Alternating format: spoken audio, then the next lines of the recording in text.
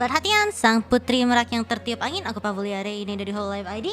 Attention please, I'm Reine from hololiveID Generation 2. I hope you guys are doing okay. How are you? Is the sound okay?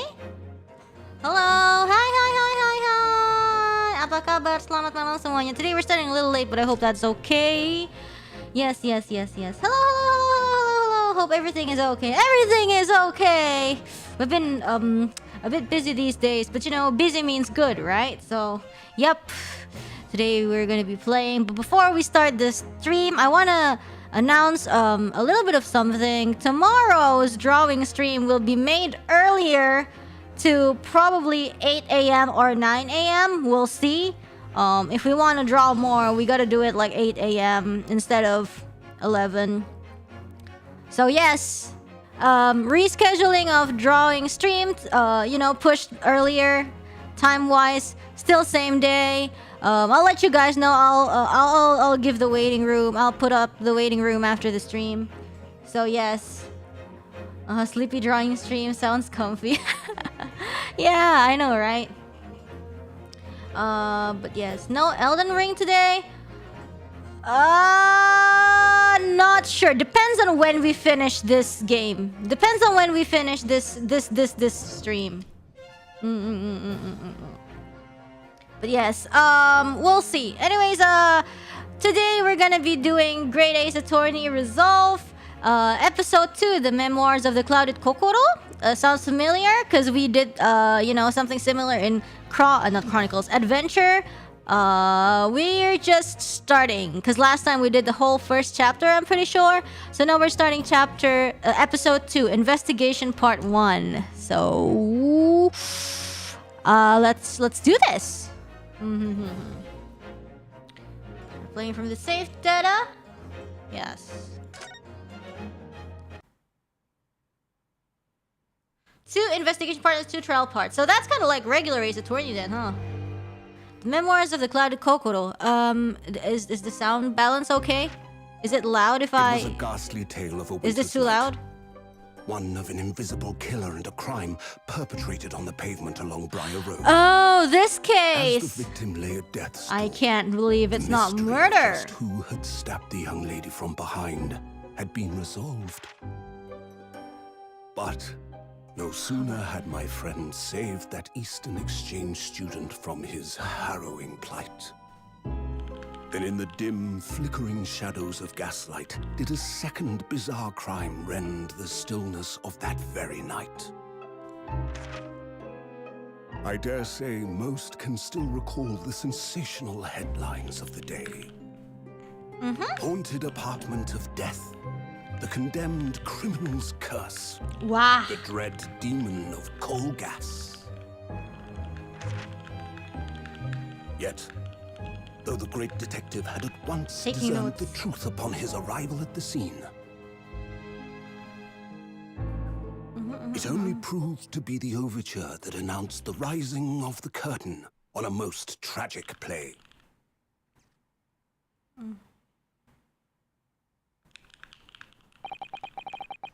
My name is Ryunosuke Naruhodo. I'm a fledgling lawyer just starting out on my journey.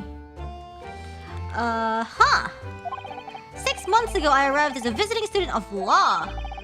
Having made the long voyage across the sea from the Empire of Japan to here, London, England. And on the way, in quite extraordinary circumstances, I made the acquaintance of a world-famous detective. Who?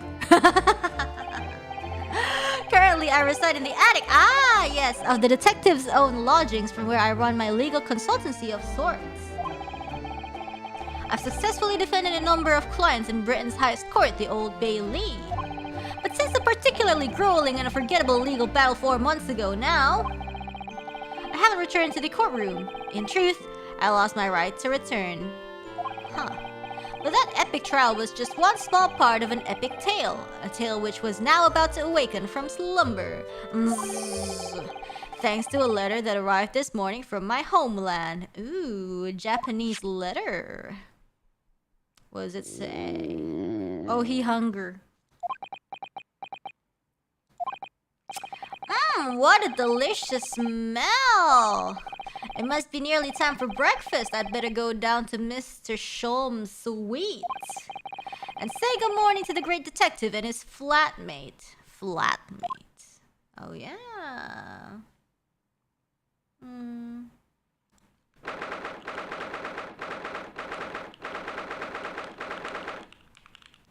Sholm's suite.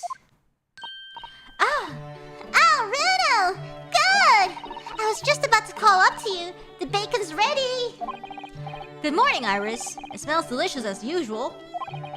Before we eat, though, I have some news. I had a surprise. What? Shh! Not another word, Mr. Naruhodo. This could be just the abstruse thing for my pre-breakfast stagnation repelling mental stimulation, my dear fellow. Morning to you too, Mr. Sholmes. Ah, yes, I see. Whoa, that's close. So that's it. What is what? The truth is as clear to me as day. My faculties of observation have revealed it again. What are you talking about? Give me a sec, guys. Give me a sec. I'll be right back.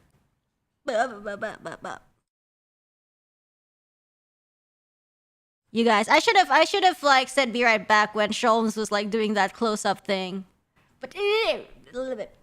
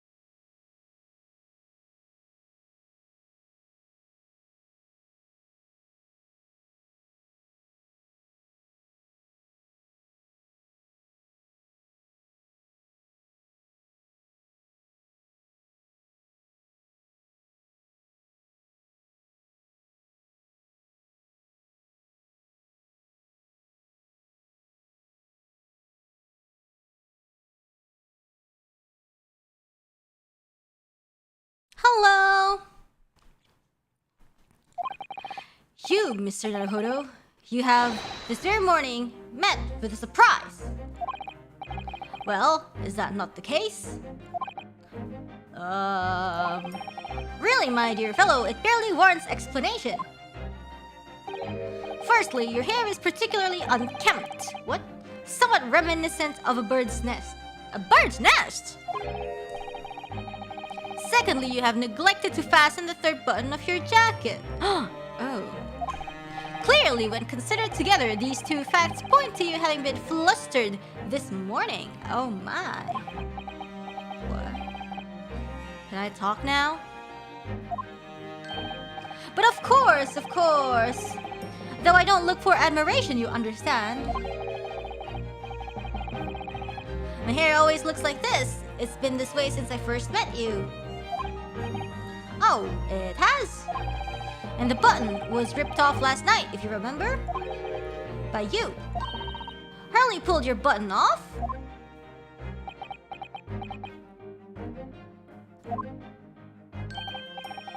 Ah, yes, I recall the incident now. What? It was after supper, was it not? You know what? I'm reading this, but like my brain is elsewhere. I'm just like, I don't know what this guy is saying. I'm sorry, Sholmes. You are Ikemen, but I don't understand a word you are saying. As the evening advanced, I picked up my violin and began to play the wailing notes of a haunting tune.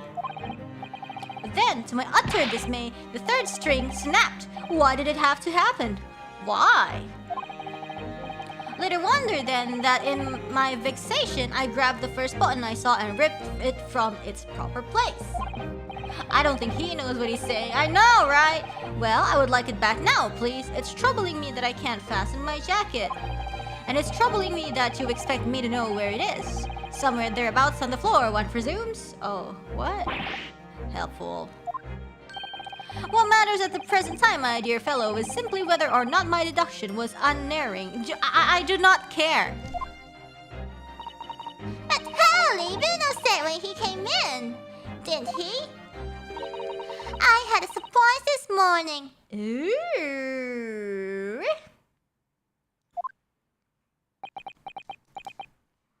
Ooh. Wait.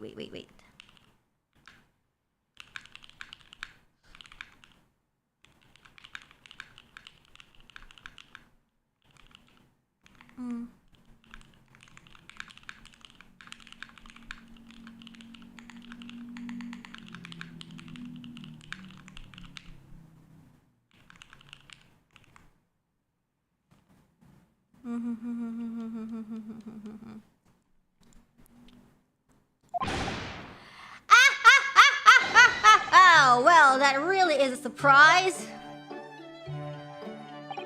Yes, this man is the pride of the British Empire, the famous consulting detective, Mr. Sherlock Holmes. There can't be a single person in the world who doesn't know his name. Alright then, enough of this silly conversation. Come and eat this bacon before it goes cold. And I have a new herbal tea for you to try too. My latest special blend.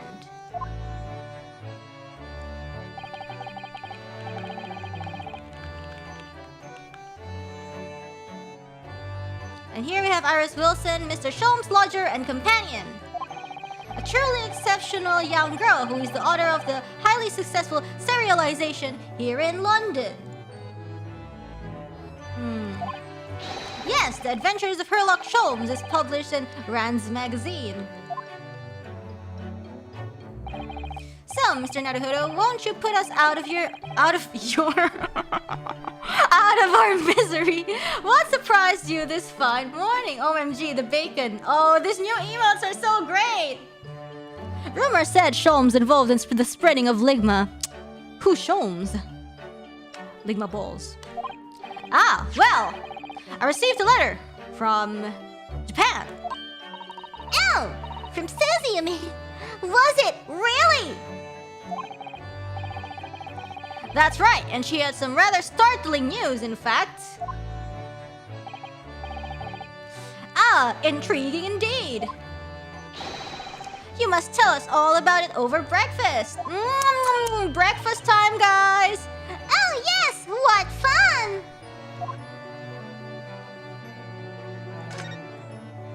Miss Susato's letter. This is the letter that arrived from Japan this morning by international post. Oh, how lovely! Look at Susie's beautiful writing. I wish I could read it. She can't read. Oh, she can't read Japanese. Okay. And how is your judicial assistant faring, may I ask? She's very well, thank you. In fact, according to what she's written... I wish I could read it! She actually appeared as a lawyer at the Japanese Supreme Court and won a case. Oh, really? Oh, isn't she wonderful? A cut above your good self, my dear fellow. I've won cases too, you know. Apparently, Mr. Natsume appeared in the trial as a witness. Natsume? No, I don't recall that name. Of course you do. We helped a man twice. You know, in those two cases that took place on Briar Road 6 months ago... Ah, the mustache twitchy man with the somewhat feline eyes and the mustache. She didn't have two mustaches, Harley. Yes, who could forget those two cases? They made a very deep impression on me. Ooh, it's spicy. Although I must confess, the details are a little hazy now. A very deep impression they made on you, clearly. Okay. So, what was this startling news penned by Miss Susato? Do you remember the case of the haunted lodgings, Mr. Sholmes? Ah, yes. It's very interesting, you know?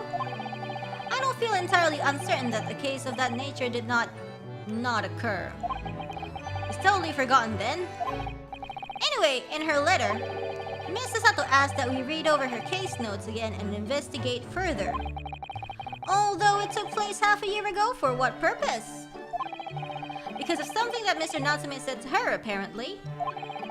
He suggested that the real reason why she was called back to Japan so suddenly might have something to do with that case of the haunted lodgings. On Mr. Natsume's return to Japan, Miss Sasato's father questioned him about the case, she says. And something Mr. Natsume said appeared to trouble Professor Mikotoba, prompting him to send that telegram. Oh, that case, yes!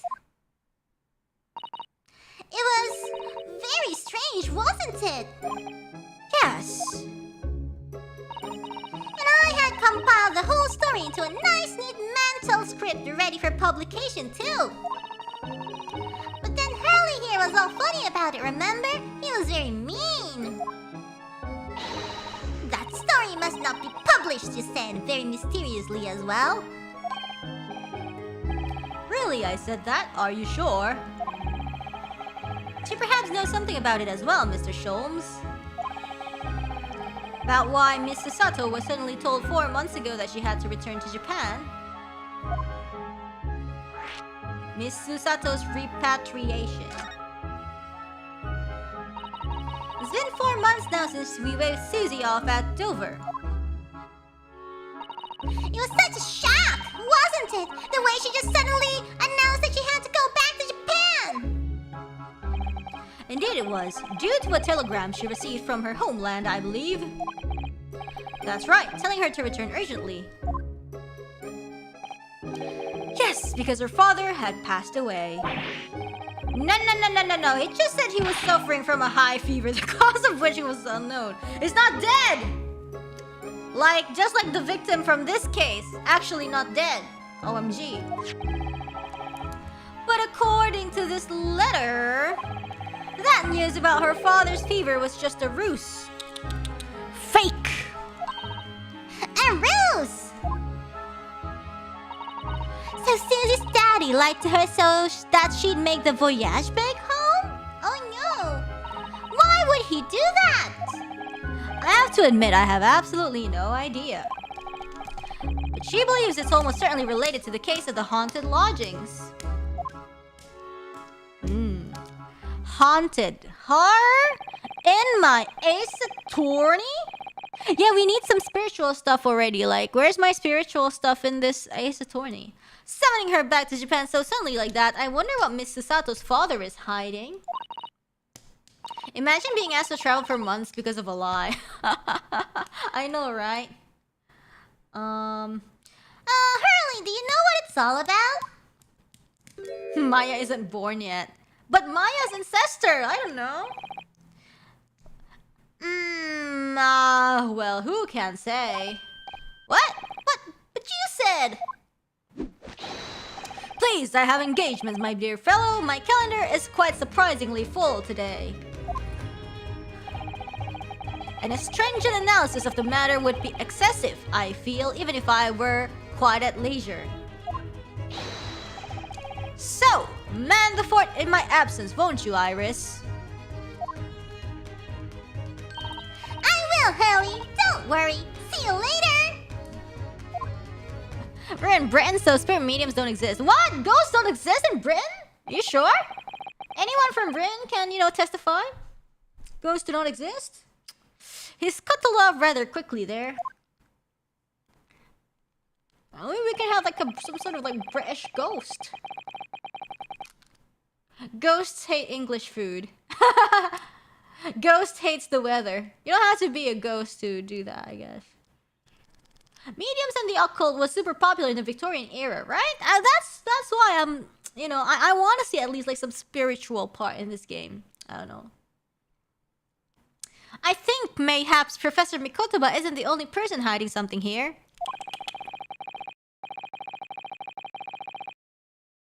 Soseki-san was involved in 2 cases, but only one of them was forbidden from being published. By, of all people, Mr. Sholmes. Aha! I found them at last! Iris, are they... The notes about the case, that's right. Susie and I compiled them together. The case of the haunted lodgings. Ooh, do you want to read them, Bruno? Yes! I'm not... Yes! Yes! Yes! Yes! Absolutely. Thank you, Iris. Let's go! We gotta read a horror story! It's not a rainy stream if there's no sudden horror. I have no idea what secrets could still be hiding in the shadows of this case. But perhaps if I read over the notes again, something might come to light. That's the spirit! Haha, get it? Badoom. Okay. So we're gonna... And so... Iris and I decided to read over the case notes again together. Everything from what happened to our investigation and that fierce battle in court that followed. Reliving every detail. I just need to find a clue. And I have all the time in the world. Because of course, I am no longer allowed to practice law in the courts of Great Britain. Oh, that sucks.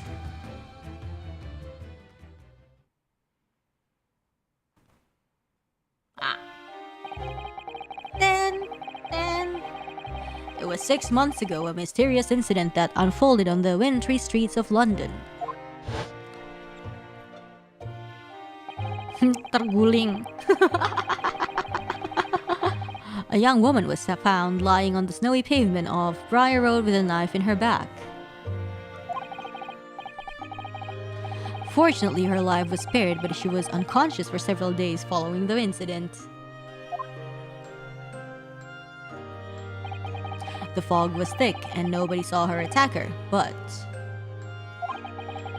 Orangnya turu di jalan.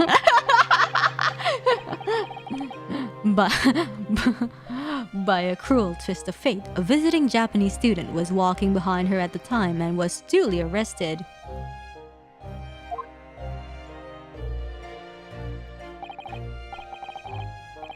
That man was Soseki-san, and the man who effected his arrest was Mr. Sholmes. How can there be a ghost if nobody died?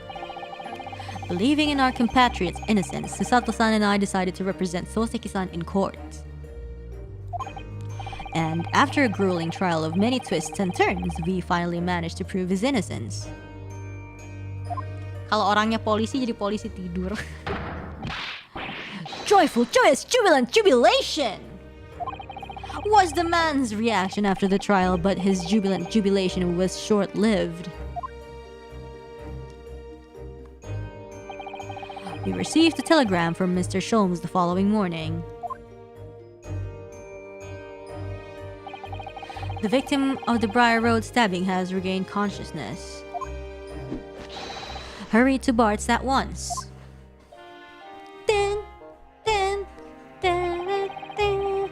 So Susato-san and I summoned a hansom and headed immediately to the hospital. The hospital.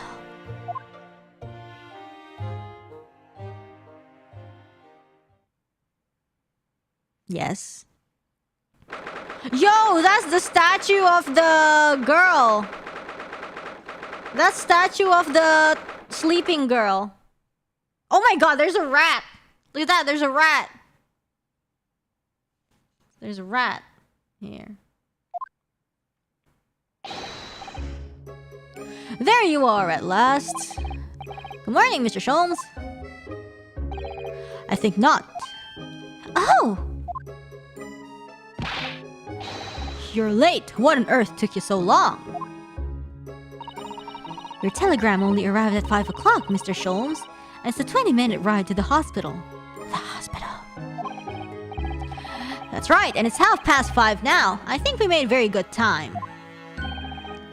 The time is utterly irrelevant. The fact is, I have been waiting for what has felt like an eternity.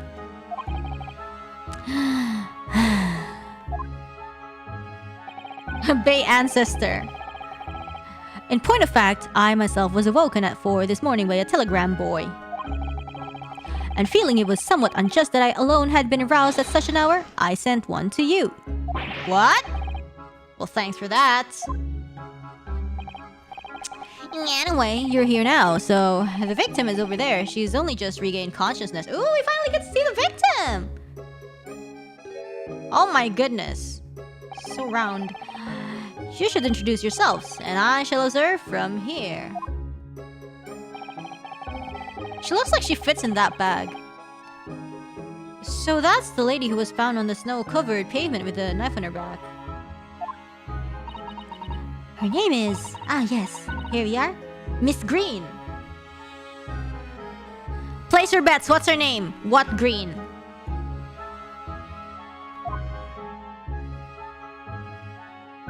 Place your bets, what's her name? Can we cheat and see her name here? No. Damn it.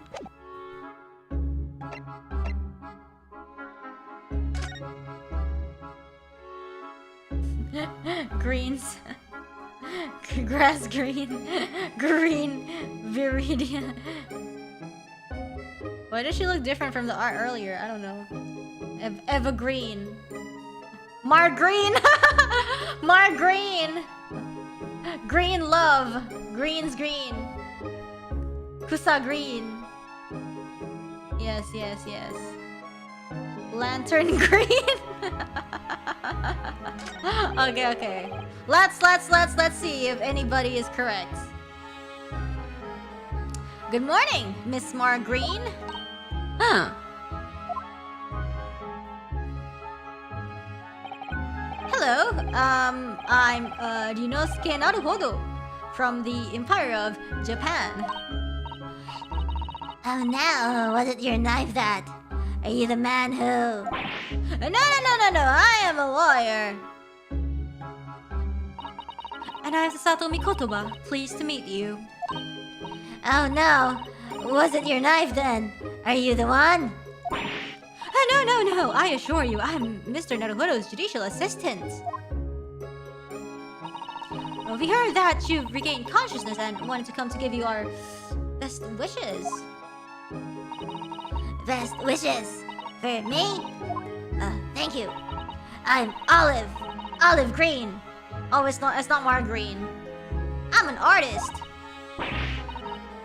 Well, no, that's not right, is it? What I mean is I'm trying to be an artist. Aspiring artist. Well, what I really mean is I desperately want to be an artist. But the truth is, I don't have any talent. I know I don't. Why? Why you think so? It's no wonder I was stabbed in the back. What? I don't think that's related, actually. Gosh, this young woman seems to bend over backwards to put herself down. Seeing as we're here, we should ask her about what happened from her perspective, I suppose.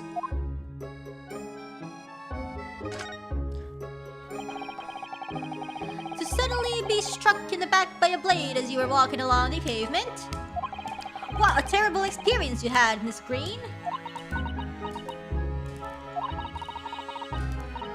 It was so cold that day and the fog was so thick. I couldn't see a thing. That was 4 days ago now, I think. Is that right? Yes, that's right. I'm afraid you've been comatose all that time. But the case has been solved, hasn't it? Well, I've been here in the hospital, I mean. Actually...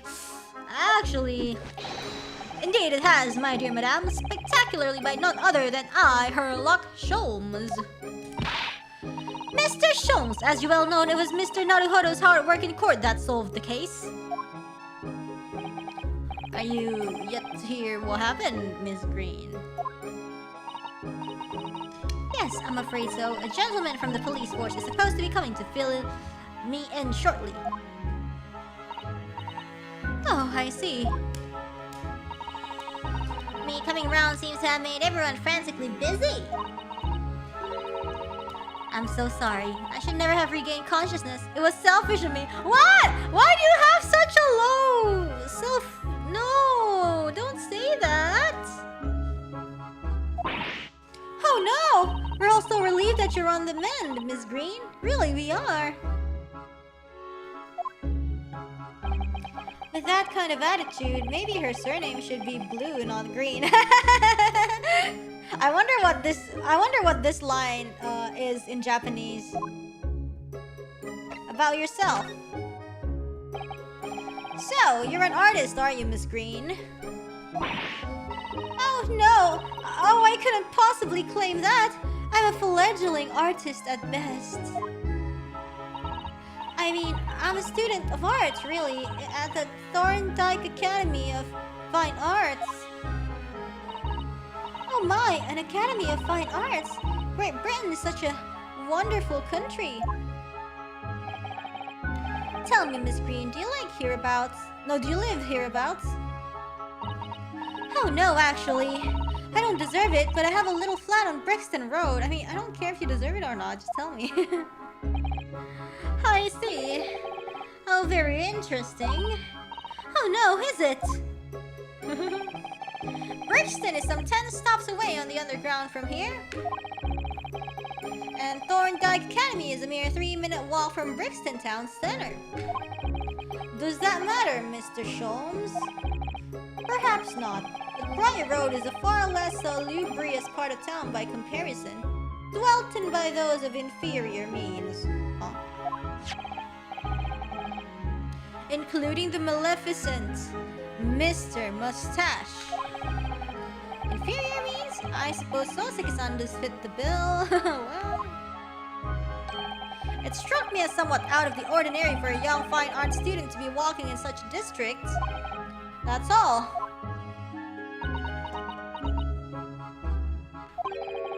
What's this? She suddenly clammed up. Oh my goodness. Mr. Sholmes, you should be ashamed of yourself prying into a young maiden's private affairs. Oh dear me, do forgive me. If you don't mind, I'm being discharged shortly, so I need to pack up my things. Oh yes, of course, we won't keep you. Thank you so much, Miss Green. Fine then! Yo, who's this? Who's this? Look, there's a photograph in this frame here. Who's this a picture of? Your sibling?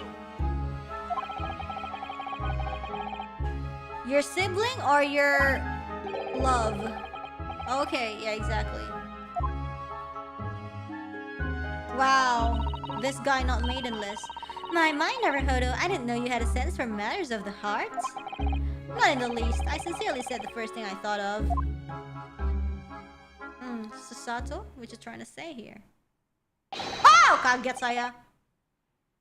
Is there a Mr. Narrowfodder here? Mr. Narrowfodder? Narrowfodder now. Well, if you're looking for Naruhodo the lawyer, that's me, but... Ah, Mr. Narrowfodder, good. This is for you. It's a message from a Mr. Saucy Nutsmeg. What? Mr. Natsume? Saucy... Oh, whatever. Nutsmeg. Yeah, Natsume. Yes. Sent a message to me? But why would a policeman be delivering a message from Mr. Natsume? Because he's in jail? Could it be? What's going on? What's a Scotland Yard constable doing playing delivery boy at this time in the morning? What are you waiting for? Let me see that. Oh. What's it say? Well, this is most unexpected. Is something wrong, Mr. Sholmes? Something wrong, Mr. Sholmes, he says. Have you not seen this note? No, how could I have? It would seem that London's criminals have no intention of letting the great detective rest. A new case calls, a case of murder no less. We must depart at once. Murder? Wait, what? Somebody died? Actually, in this case? Call a cab! Time is of the essence. Time is money. But the trouble is, we've yet to read Mr. Natsume's note. I was thinking we ought to pay him a visit in his lodgings once we did. That will be entirely convenient. Convenient? What do you mean? It's all here in the note, my dear fellows. The murder we must investigate took place at Mr. Mustache Log. Oh my god. Is Soseki gonna be the prime suspect again? I'll hail a at once.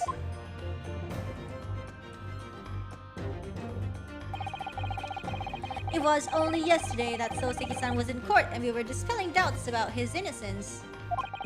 And now, the very next day, there's a murder at the man's own address? He may very well be the unluckiest man alive. Or so it seemed to us at the time, but we were soon to discover it was worse than we thought.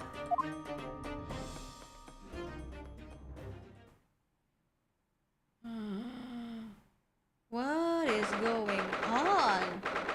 21st February, Mr. Natsume's lodgings, ground floor. Who is that? Oh! It's that guy! It's that guy that we met like outside, like in the adventures. We briefly talked with this guy. It's like the super dramatic guy. I don't even remember his name. Oh my! The gentleman is deceased. Without question, he's dead. Welcome to the Mr. Naruhodo Esquire. Mr. Natsume. Oh. Why? Why is this happening? Why to me? Ara, he's dead. I only just got out of court yesterday. I was finally home after 2 days of misery, but... And then I wake up the next day to this. No early bird should catch a worm like this. Woeful worm without wiggle. I see you're in high spirits again this morning, Mr. Mustache. Ah, not the horrible Herlock Sholmes. Shoo, shove off, show yourself the door. I never invited you. Mr. Sholmes came here with us. I'm quite sure he'll be able to help you, Mr. Natsume. I am entirely at your disposal, Mr. Mustache. What can I do for you?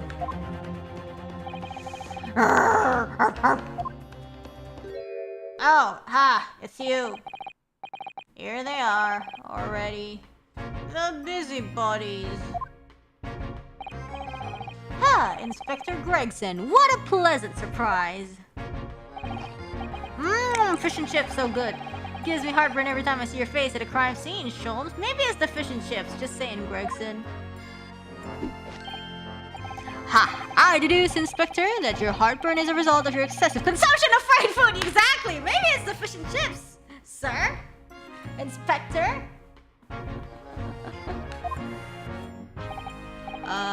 Good morning, Inspector. This is a crime scene. Don't you go touching anything. Or good morning to you too, sunshine.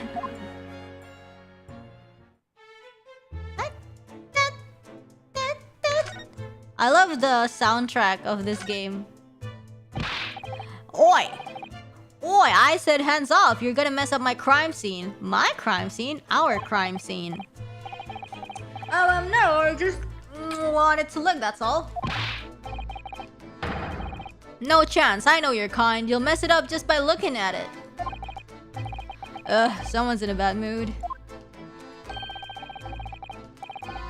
There's certainly some bad air in here, isn't there? I think maybe because the window's bricked. Alright, it sounds like I'd better talk to the inspector first and try to curry some favor. Curry? You got some license, mate. So, Inspector, what was the victim's name? Who was he? Mr. William Shamspeare. He was the lodger here. As you can probably tell, he was an actor, a bit of a dead loss as it happens, or just dead. Mr. Shamspeare. It was the landlord, old Mr. Geradev, and the other lodger, Mr. Natsume, who found him. You found him. The fella didn't rise at his usual hour, so Geradev got worried and kicked the door down. But doesn't Mr. Geradev have a bad leg? Huh, you're right there. It was that jittery Japanese hunchback over there who actually did the kicking. Really? Soseki-san? The victim was pretty hard up, it seems. Even done some time inside for petty crimes. Petty crimes? He had no money, no place to go, and no friends. His only acquaintances were the people in this house. Kick and not tonjo? Inferior. Miserable life and a miserable end to it. Guess we'll never get Macbeth. No Macbeth.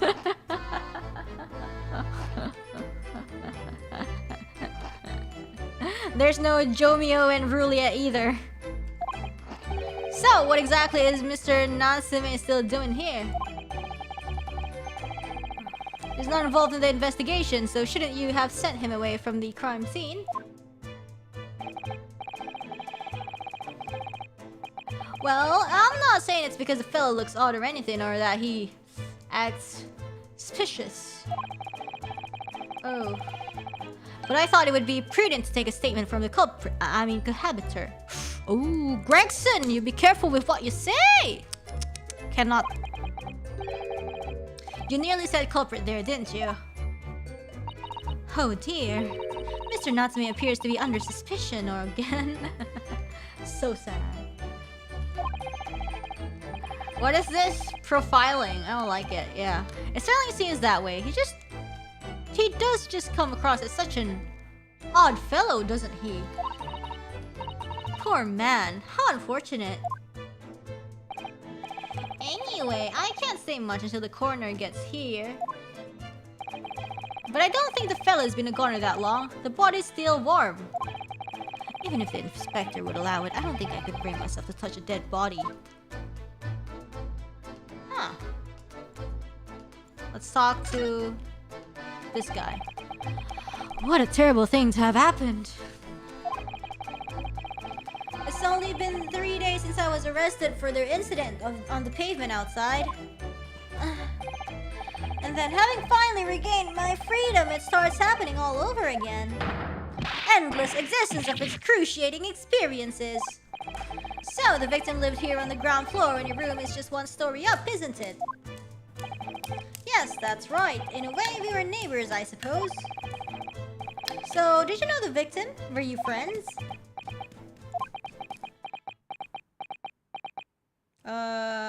What? What's going on? What's the matter with Soseki-san now? It was an innocent enough question, wasn't it?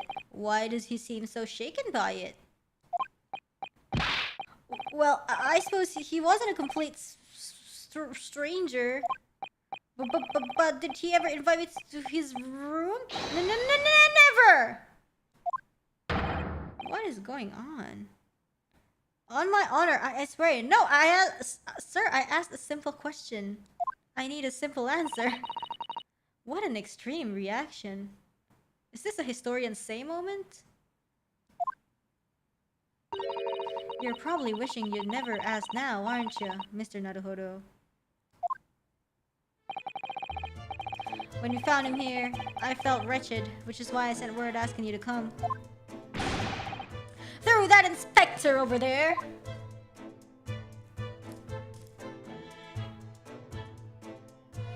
Huh.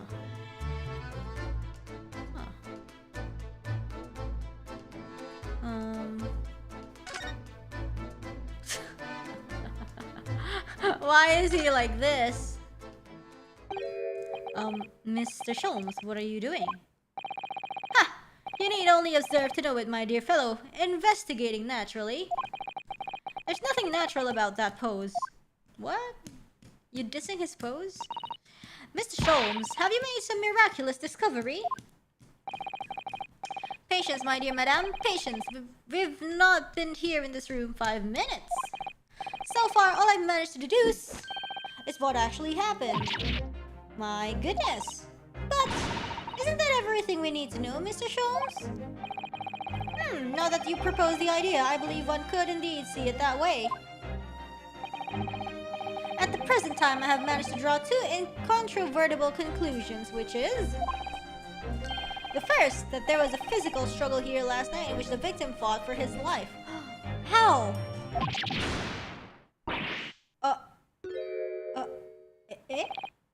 Mr. Natsume, what's wrong? Is something that Mr. Sholmes said significant somehow? No, don't mind me. Forget I was here. And my second conclusion is that there was a poison lingering in the air here last night that passed the victim's lips. Nonsense. Alright, Mr. Natsume, why are you reacting so extremely to Mr. Sholmes' deductions? No, please, pretend I'm not here. Invisible, inevitable, inscrutable, insignificant. Impossible to ignore. You must tell us everything, Mr. Sholmes. Spare no detail. But of course, let the theatrical tragedy before us be unraveled by my great deductions presented for your pleasure in 2 acts. Oh, are we gonna do the tango, the dance? We've heard some truly astounding great deductions from Mr. Sholmes in the past. No doubt this will be no exception. What miracles will unfold before our eyes this time? So, my dear fellows, for your delight and wonder, let the curtain rise for Sherlock Sholmes' logic and reasoning spectacular. Let's go. Let me drink some water. The great deduction, the game is afoot. Cause of death.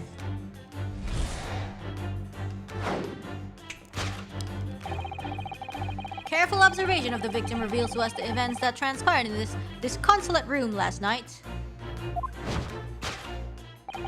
There's food in there? Foam at the mouth of the deceased clearly indicates the use of poison. Yes, he was like twitching. Next to the victim, we notice a large dining plate which contains cheese. Cheddar cheese. Soap? Meaningful, indubitably. Why is the soap set so purposefully upon the dish? Like the victim's last supper, in fact, yes. Could it be that the man was about to eat it? Of course, the fork reveals the answer. What?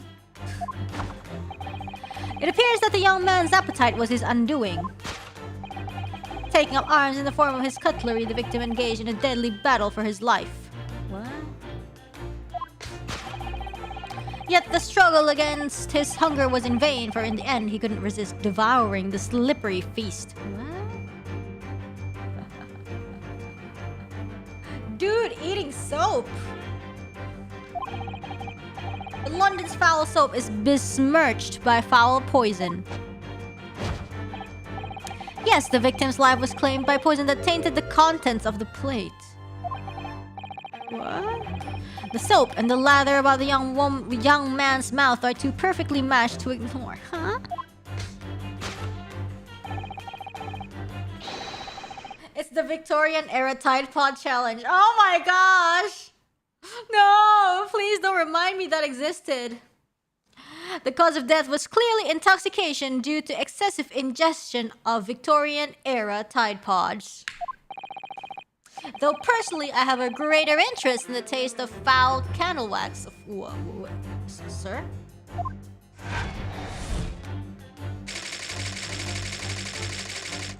Poisoning from soap ingestion. Suicide? SRM! The cause of death identified, we proceed to Act 2, where we ponder the next question.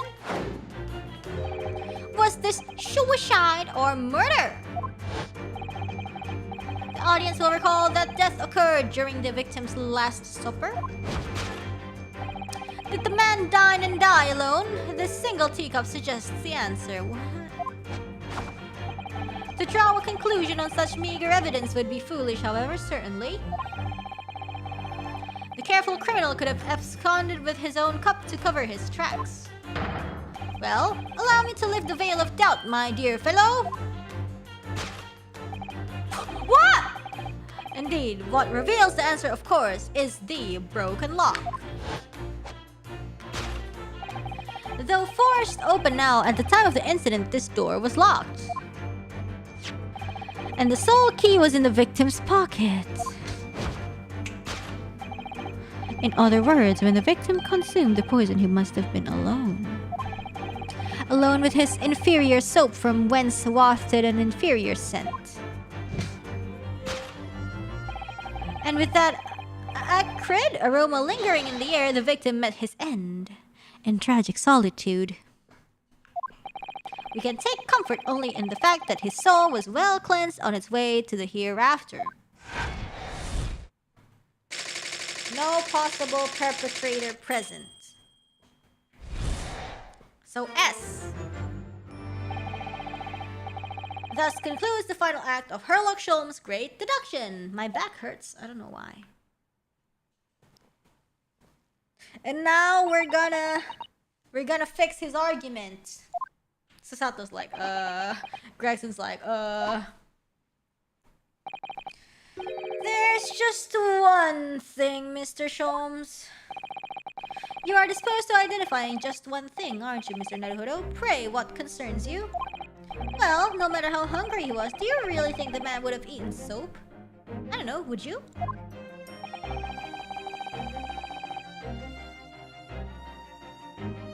It is quite apparent that this man had barely a penny to his name. I'm gonna stretch. And I'm gonna stream while standing up. Ahem.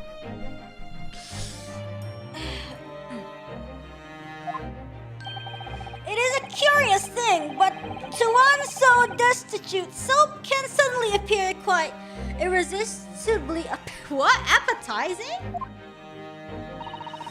How extraordinary! In truth, I have tried a little soap myself in the past. I did not ask.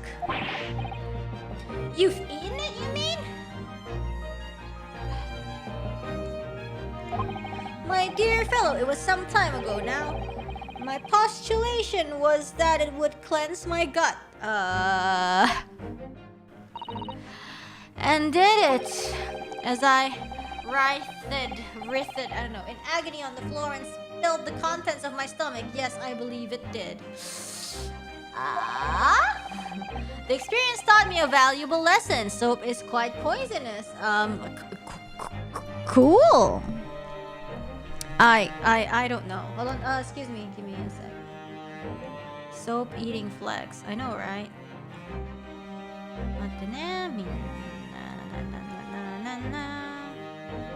I need to turn on.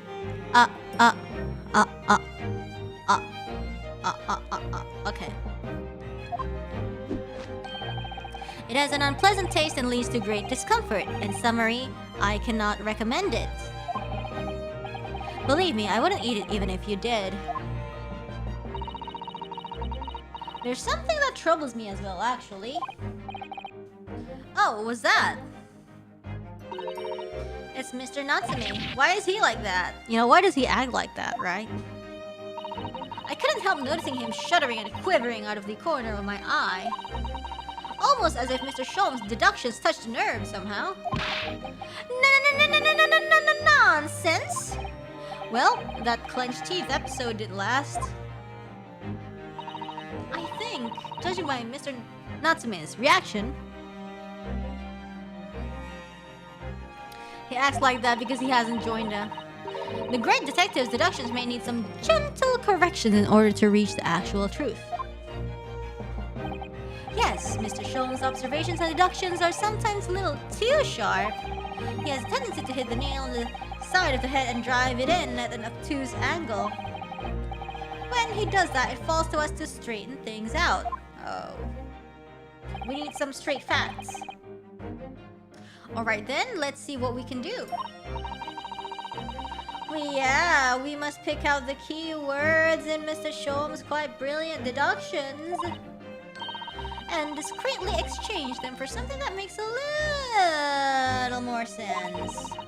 If we can do that, I'm sure we'll arrive at what Mr. Sholmes meant to say in the first place. Let's go. In that case, are you ready for the second performance of the day? Once again, my dear fellows, for your continued delight and wonder, let the curtain rise. For Herlock Sholmes, Logic and Reasoning Spectacular, Act 1. Yeah, it's now our time to shine. Hold it, Mr. Sholmes!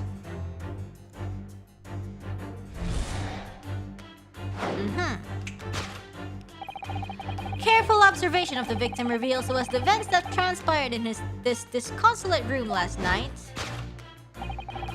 Foam at the mouth of the deceased clearly indicates the use of poison. If it's like question mark, then it's like odd. Next to the victim, we notice a large dining plate which contains, you will observe, one half of a sizable bar of soap. Meaningful? Indubitably. Why is this soap set so purposely upon the dish? Like the victim's last supper, in fact. Yes. Could it be that the man was about to eat it? Of course, the fork reveals the answer. Well, you can't deny that a fork implies the man was eating something or about to eat something, but... yes, that's true. If I were to decide to eat some soap, I should prefer to use a fork than to attempt it with chopsticks. Sasato, why? And of course, only half of the bar of soap is left on the plate. But might there not be some other explanation? Love how Natsume looks at the camera like, you hearing this nonsense? Exactly. Something material that proves whether or not the man really ate some soap.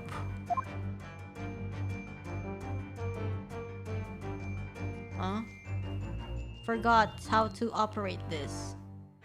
Did the man eats soap? Teacup? I don't even know what to do. Okay, let's look at the fork first. I suppose you'd eat soap with a fork, would you? I don't think it's a question of which implement you'd use. You shouldn't eat soap full stop. But then why? Why does the man have a fork in his hand? Oh dear, I understand your frustration, Mr. Naruodo, but please don't take it out on me. The point is, if we decide the man used this fork to eat the soap, we wouldn't be changing Mr. Sholmes' deduction. So we really ought to consider some other clues. Wait, can I move up? The victim really eats some soap? Fork. And there's also... oh! Other piece of soap?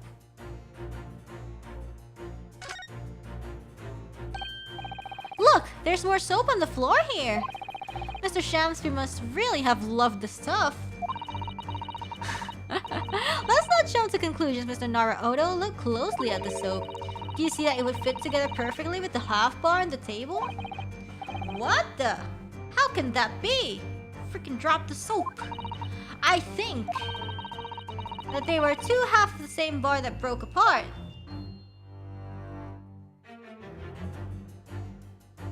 No, he was not about to eat it. He was gonna... okay, what is this? Oh, it is nothing. This one's nothing. So I'm guessing that... what is this? There's like another teacup, but I don't like... I think it's the other bar of soap that we need to present. Take that!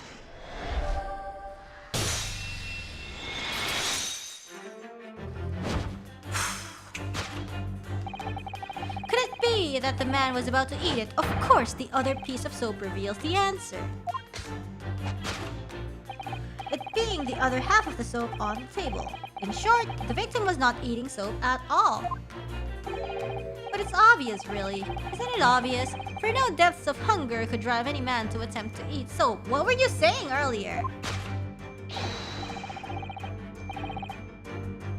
Even I, with my unquenchable thirst for practical knowledge, took only a single bite. But that begs the question of how the man was poisoned, because there's no sign of any food on the table. I don't know, the drink? An excellent observation, Mr. Naruto, and one that furnishes us with the answer we seek. For London's foul soap is besmirched by foul poison. Like I said, he didn't eat the soap. Yes, the victim's life was claimed by poison that tainted the contents of the plate. Mr. Sholmes is still pushing the soap argument then. Perhaps he's suggesting the man licked the soap rather than ate it. If soap in London is that poisonous, I don't think I want to be washing my hands with it. But there are no signs of any food in this room at all. Anything is food if you're brave enough. Of course, the only thing that passes people's lips is it food. No, it's actually, teacup, I'm pretty sure. Yes, a western vessel for the serving of infusions of dried tree leaves. She sounds like the menu, you know, like for example, if you have like really cheap Indonesian food, like for example, ayam geprek, and then you have you know, smack down fried chicken complete with vegetable garnish and something with like fancy words, and then instantly it becomes like super expensive.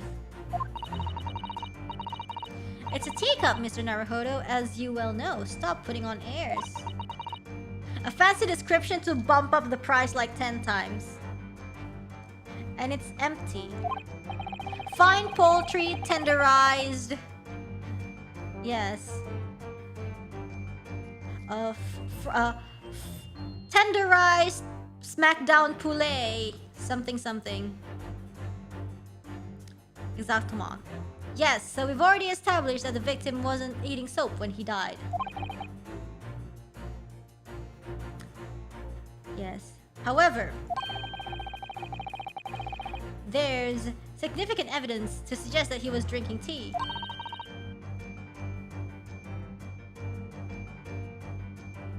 Yes. Okay. I don't know why I remember poulet for some reason. I don't know where I learned it. I don't know how I remember it today.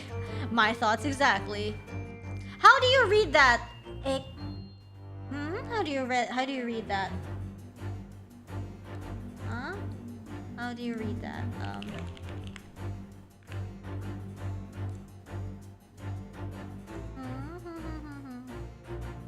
Écrasé de poulet frit. Écrasé de poulet frit, I see.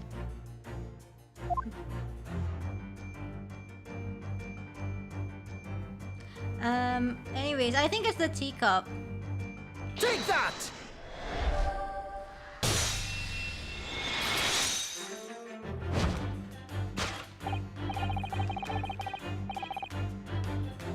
Yes! The victim's life was claimed by poison that tainted the teacup.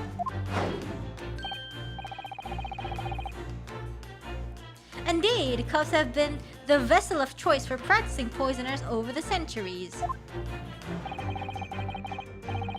And it would appear that this victim drank every last drop. There's no sign of food anywhere in this room. Which leads us to the immutable conclusion. The cause of death was clearly intoxication due to the ingestion of poison contained in this teacup. Yes! Exactement.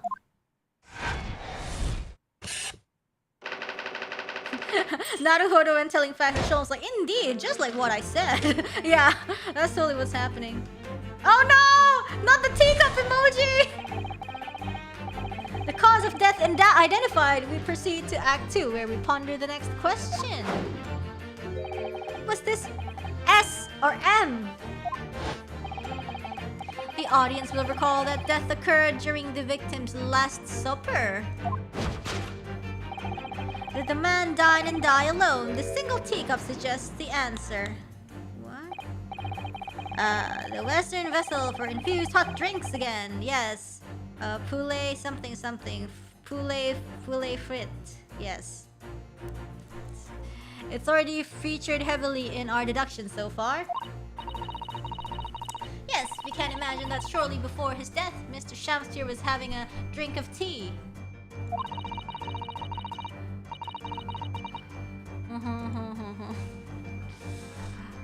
There would be nothing remarkable about that, but what troubles me is Mr. Natsume's reaction when he heard Mr. Shom suggested.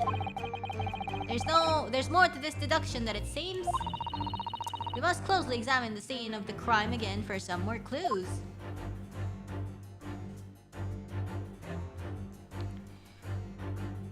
No, that's the other teacup. I want to read the dialogue. It's a teacup Western vessel. And it too is empty. Given that he's actually holding this one in his hand, we can assume that this is the cup from which Mr. Shamspeare was actually drinking. Ooh. But if that's the case, this changes everything. How he holding it when he's dead? I don't know, like maybe, you know, when you're dead, like, it just stiffens or something. I have a bad feeling about this. I almost don't want to say it. Yes. I know exactly how you feel. Is this A, other teacup, present? Take that!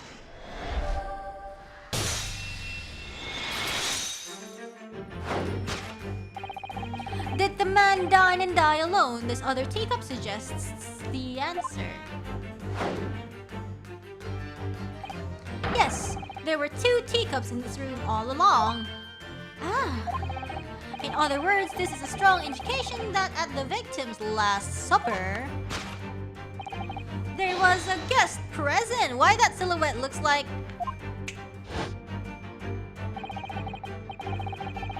At the very least, we can say now with certainty that somebody else was here in this room last night taking tea with the victim. What are you talking about? Utterly, unbelievably, unjustly, unreasonable. I think, like, this guy might think that he did it, but it actually no. But maybe no, we'll see. To draw a conclusion on such meager evidence would be foolish, however, certainly. In which case, what more can we deduce about this possible guest at the table? Well, allow me to lift the veil of doubt, my dear fellow. Do you mean to say you know who exactly was in this room at the time of the victim's death? Indeed, what reveals the answer, of course, is the broken lock. Yo, huh? I'm not sure I like where this deduction is going now. I'm afraid it's too late to go back to the man, I don't know how days of eating too much soap. But the identity of the guest who was in here last night when the victim passed away is something I have a very bad feeling about. Yeah. Well, you can try to ignore your feelings, but we cannot ignore the truth, Mr. Naruhodo. I suppose not. Time to look around again.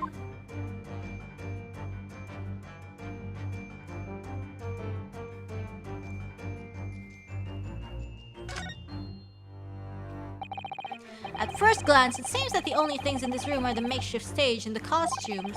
I overlooked these 3 books initially. I wonder what they are. So let's see. The titles read...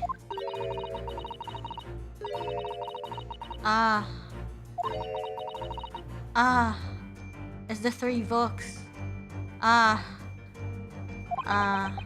Okay. Wait, I'm sure I've heard those titles before. It could just be an incredible coincidence, but... they're the exact same 3 books that Mr. Natsume purchased the other day. What?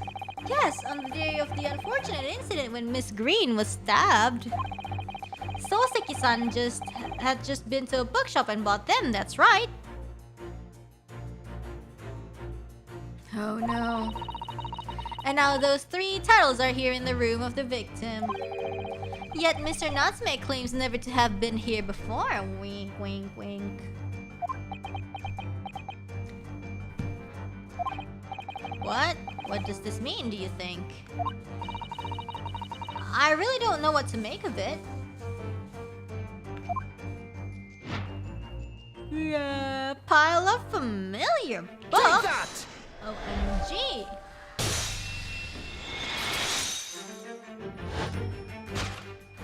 Whew, indeed, what reveals the answer, of course, is the pile of familiar books. Quite so. OMG, spicy reading session. You know when you read a spicy story, but then like there's two people reading? OMG, so spicy. Collaborative. Quite so. It's no mere coincidence that these three titles are here in this room. It's the link to the truth. Huh. Ah! Mr. Natsume, you purchased these books 4 days ago at the second-hand bookshop. That's just a coincidence. In that case, you will be able to bring the same three titles from your own room, will you not? This very moment. Oh no. Suspicious. No, never, non-negotiable. If you can't bring your own copies here, it proves that these three books are in fact yours.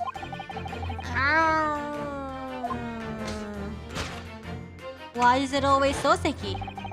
Having purchased the books 4 days ago and returned to your lodgings, you were arrested the very next day.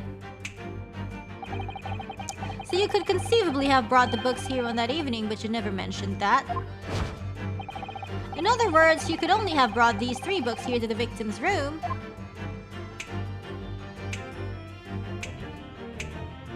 What's this pose? What's this pose? Last night, having returned to your lodgings after the trial concluded at the Old Bailey.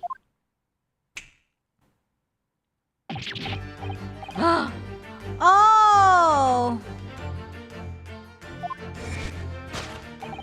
In short, there is only one possible conclusion. The victim died here in his room last night as a result of poisoning. And that same night, the victim had a visitor. And that visitor... I love his face. Was you, Mr. Soseki Natsume? It looks like he's wearing fake teeth. Thus concludes the... like dentures. Thus concludes the final act of Sherlock Holmes' great deduction. Soseki Natsume at the scene. Mr. Saucy Nutmegs.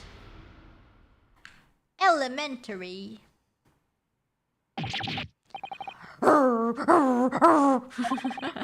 Not again.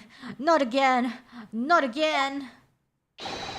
Not again! Well then, Mr. Natsume. It would appear you're gonna have to accompany me down to the yard again. But wait! Hold your horses! Yes? Door, key, lock, entry, exit, entirely impossible! He's so flustered he's being even stranger than normal.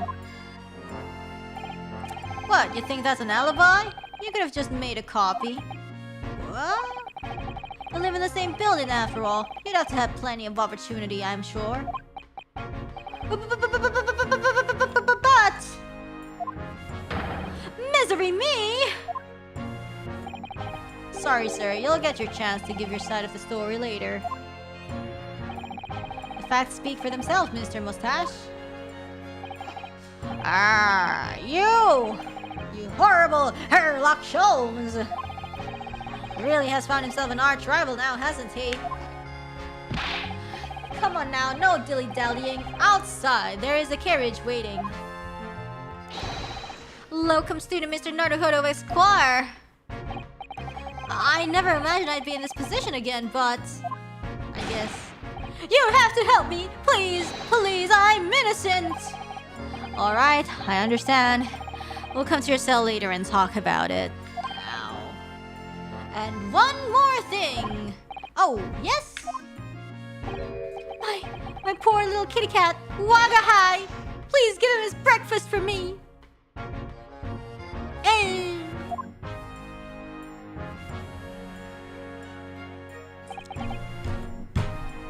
And so, as evil curse still apparently unbroken, Soseki-san found himself once again the prime suspect in a case of murder.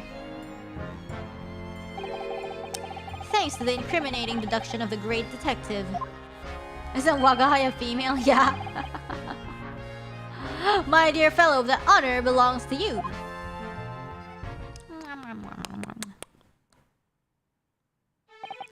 Well, at least that means Inspector Gregson is no longer here. We can examine the crime scene in more detail now. Yes, that's right. Ah, and of course... What?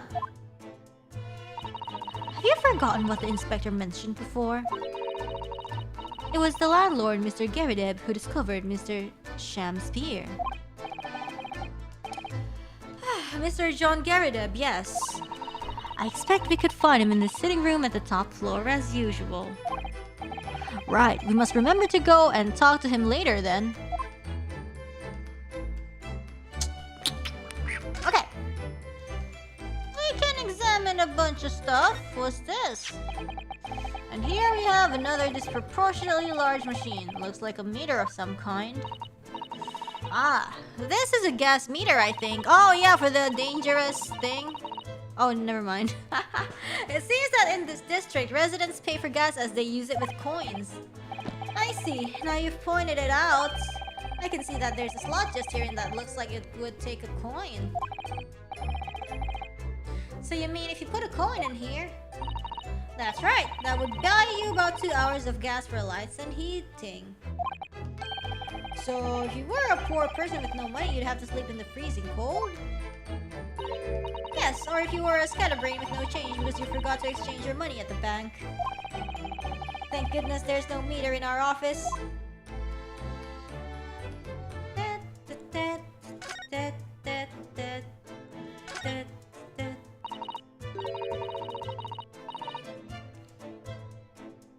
Warmer is lumpy mumpy. Yeah, that's easy to remember. Lumpy mumpy. Peacock is Deacon. How do you say that? Peahen is Deacon Kana. Oh. It's some sort of makeshift stage, I think, is it? Where does the audience sit, though, for the nightly Shakespeare performances? Actors aspiring to the great stage must practice their art, Mr. Naruhodo, with or without an audience. In fact, on a related note, perhaps you should set up a mock bench for the defense in your office. What?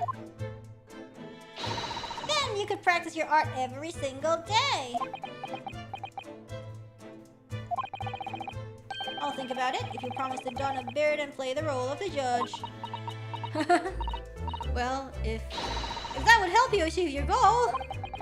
Guess I have to see. Oh my, Sasato with a beard. Sasato cross-dressing? Wow, a premonition, truly. Truly. This is a gas wall light, isn't it? It must be connected to a gas pipe in the wall. Gas lights, a gas stove. London really is a city of gas. But now that I think about it, Mr. and Mrs. Gerideb had an open fire on the top floor, didn't they?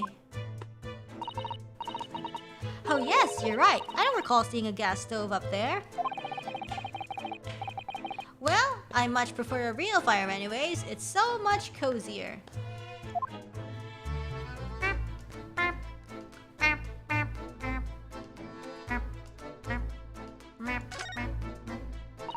Oh, the poor man. So young to die. Do you suppose it was a very painful death being poisoned as he was? IDK. All we can do now is hope that he'll be reborn to a better life. Yes, I suppose you're right. I wonder. Do you think that putting our hands together in a Japanese prayer will help a British soul? Sorry? I made sure I had a reference at the ready just for just such an occasion as this, actually. This book is entitled The Beginner's Guide to Praying for the Departed, the British Way. I'll just reread it now. One moment. There's quite a spine on that book, isn't there? Oh man. Teacup, let's check it out. One of the teacups that Mr. Shamspeare and his guest drank from last night. Don't go drinking from them, Mr. Naruhodo. There's bitter poison inside. I'm not planning on drinking any, don't worry. Anyway, the cups are both empty. That's true. So one was Mr. Shamspeare's, and the other must be the cup that Mr. Natsume was drinking from. But Soseki-san wasn't poisoned, of course. Perhaps I should take these so we can examine them in more detail later. A pair of teacups has been entered into the court record.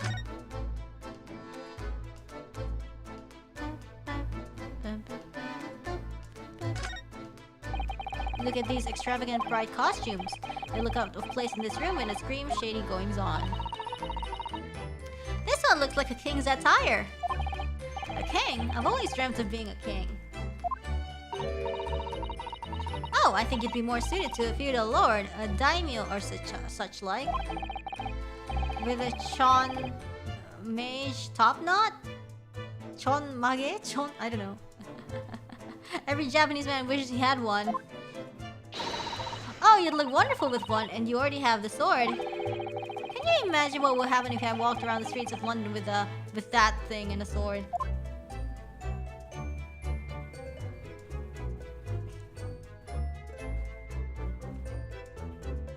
On it?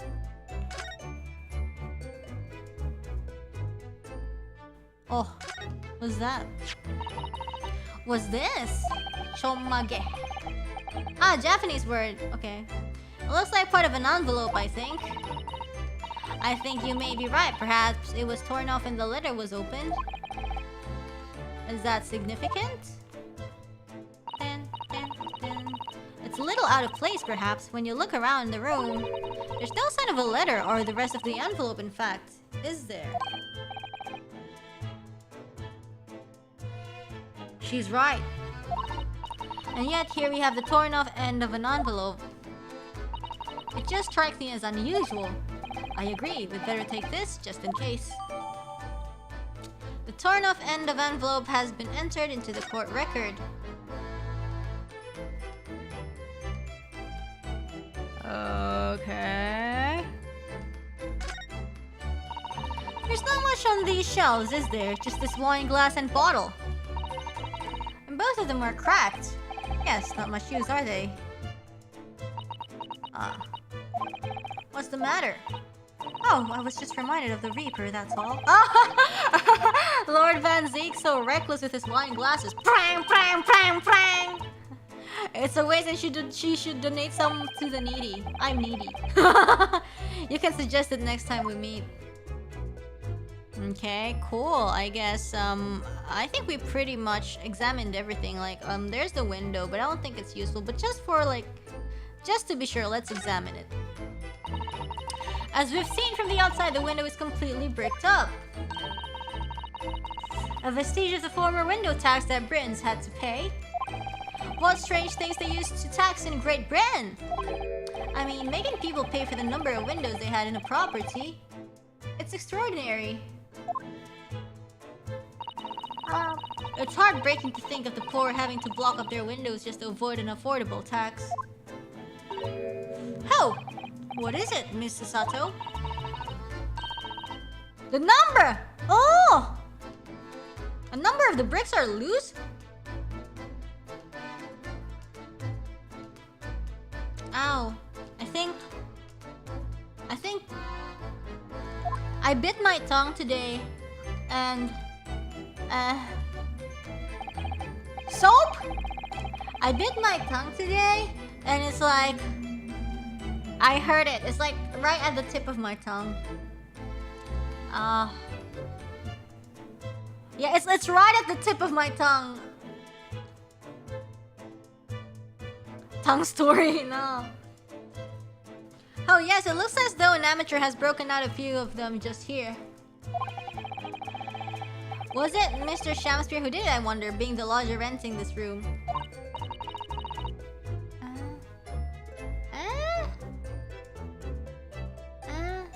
Look at this, Mr. Naruhodo. Yeah, that can be annoying. I don't know. I'll like put on like some ointment or something. Not ointment, like, you know, one of those things. And then it should probably heal overnight, hopefully. On the outside, there's a little edge. Cloud Essence Sariawan. Yeah, I think this is already Cloud Essence. It hurts because when I speak sometimes like you know. And there's something on it. Cloud Essence. What, outside?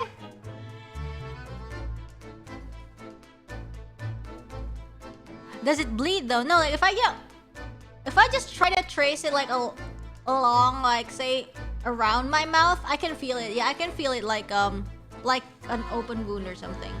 Is that the right word? Like basically it stings. Ow. Okay. I think we have examined everything in this room, have we? We probably have, huh?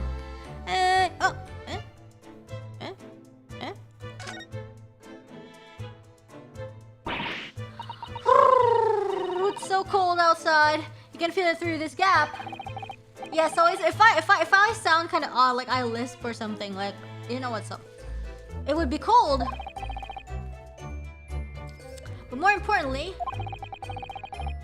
what is it on the ledge out there? What are those snow-covered lumps? It's more bars of soap. Soap? What are bars of soap doing lined up on the ledge outside the window? I have no idea.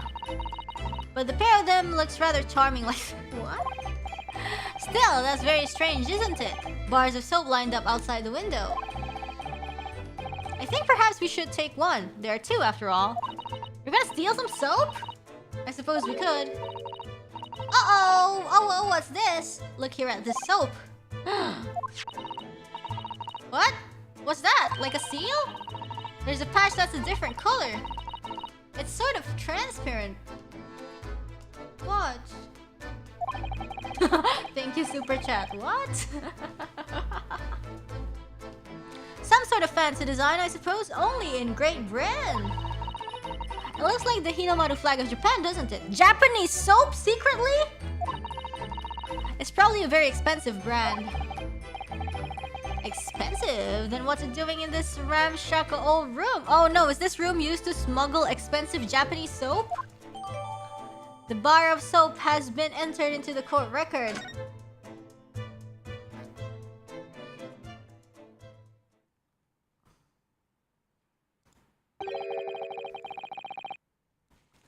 Looks like you're having a good snoop around, eh?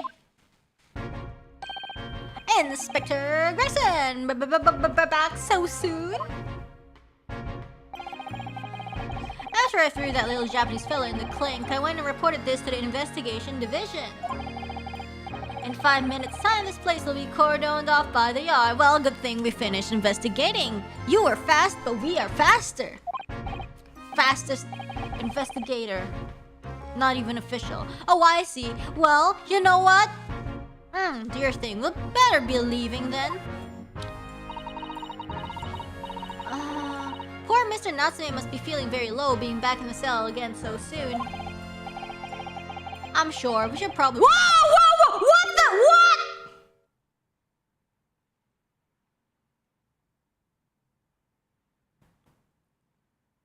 Oh.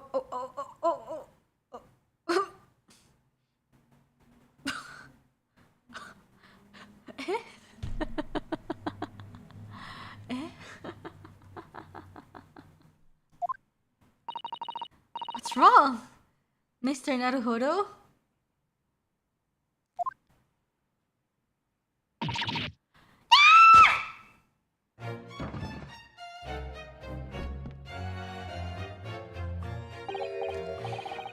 Out, brief candle. Life's but a walking shadow, a poor player.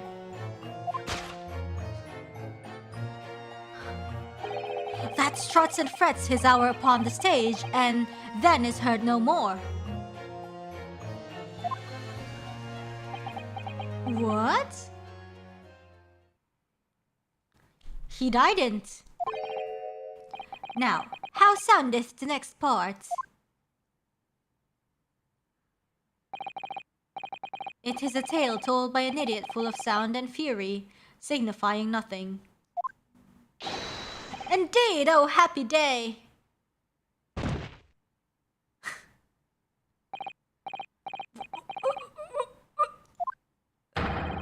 Walking Dead! Oh my god!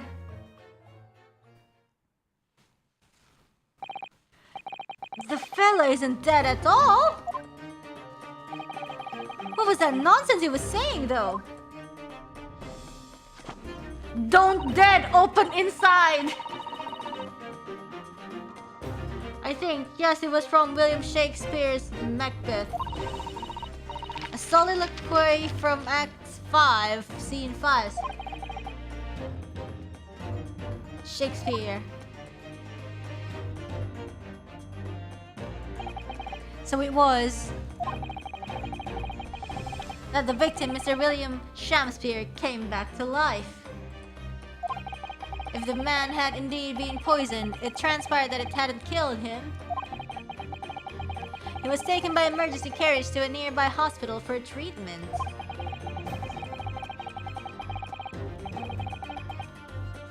And Inspector Gregson evicted us from the scene of the crime, whatever that now was.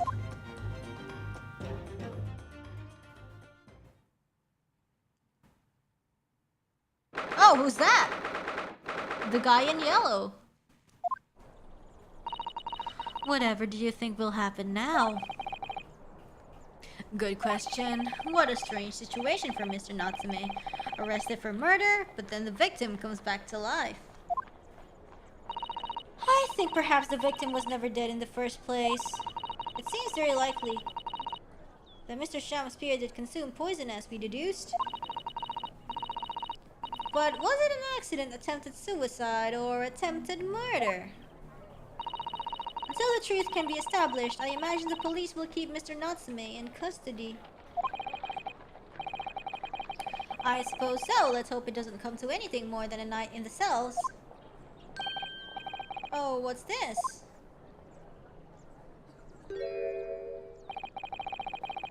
What's that man doing over there? It looks like he's trying to see into Soseki-san's lodgings.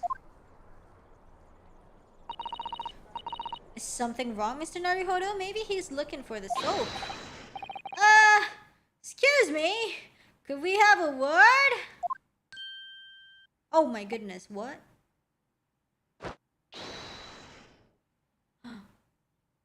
Why does he act the same way?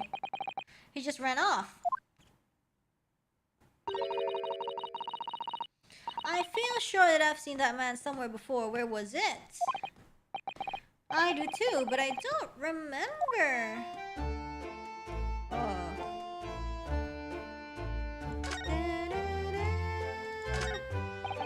With the exception of the top floor where Mr. and Mrs. Garrett live, all the windows are bricked up. Yes, that's because of an old window tax that was charged on the number of windows the property had. In order to pay less tax, the poor members of society filled in many of their windows. But the tax has since been abolished, hasn't it? So the windows could all be opened up again, surely. Unfortunately, it would appear that the residents of this district can't afford to pay to have the work done. Yeah, that is a sad state of affairs. Especially for people like poor Mr. Natsume who have to live all cooped up in a windowless room. Maidenless and windowless. I suppose that's the price you pay for living in a very cheap accommodation.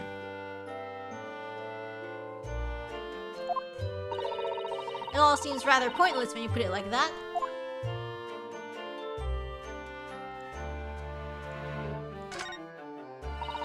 There always seems to be a bicycle outside the Garrett residence. I read that bicycles are extremely popular all over Great Britain at the moment, in fact. That one seems very warped though, especially the front wheel. Is that to make it more of a challenge to ride, do you think? Yeah, well, I'm afraid that may be a result of the rider's incompetence. For the front wheel to be so badly warped, I'm afraid the rider may have been similarly afflicted. Then, there's a good chance Mr. Natsume has been practicing on this bicycle, I think. Oh dear, I fear you may be right.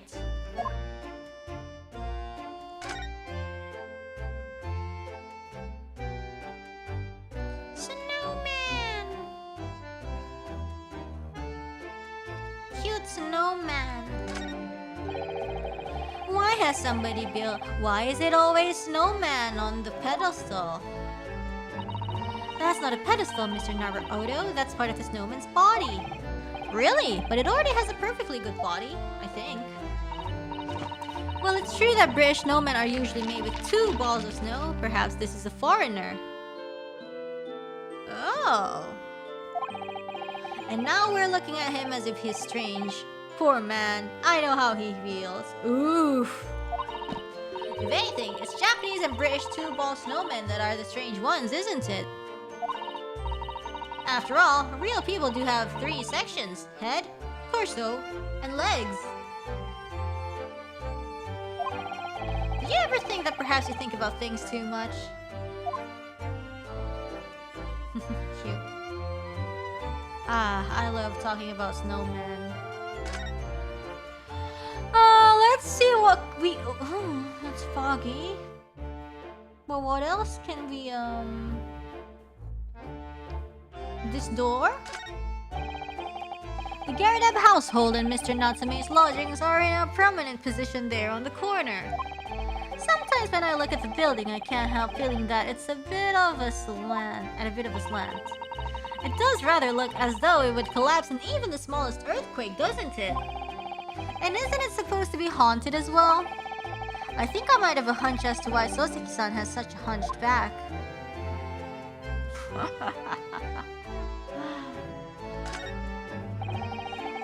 London's blanketed in fog again today, and the sky is covered in cloud. But if you look carefully in the distance, you can just make out the Crystal Tower. I see it. Being built. The Crystal Tower. Yes. The centerpiece of the great exhibition that's to open in 6 months' time. Everyone's talking about the great exhibition of London at the moment, it seems. Well, it's to be the largest event of its kind anywhere in the world, with technology and scientists from all over. I can't wait for it myself. Do you think visiting students from the Far East like us will be granted entry? The last great exhibition that was held in London had more than 6 million visitors, it seems. And this time, the British are determined to make it an even bigger success to outdo the Paris exposition. I see, that's an incredible number of people. And with so many people expected to attend, we should easily be able to slip in unnoticed. There's always the honest approach of buying tickets at the main entrance, Mr. Naruhodo. Interesting. Anything else we can, examine? Maybe something will be here? Oh. No? Let's talk to Mr. Naruhodo. No, Mr. Naruhodo. Let's talk to Mr. in jail.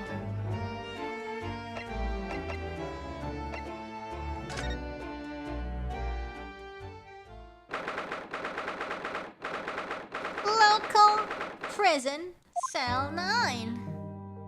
There's nobody. Then let's go to Garredev's room.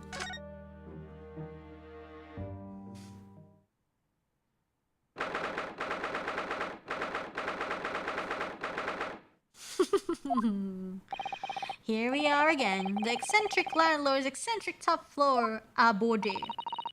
We're here because Mr. Garrett is the one who discovered the incident this morning, don't forget. Moon moon.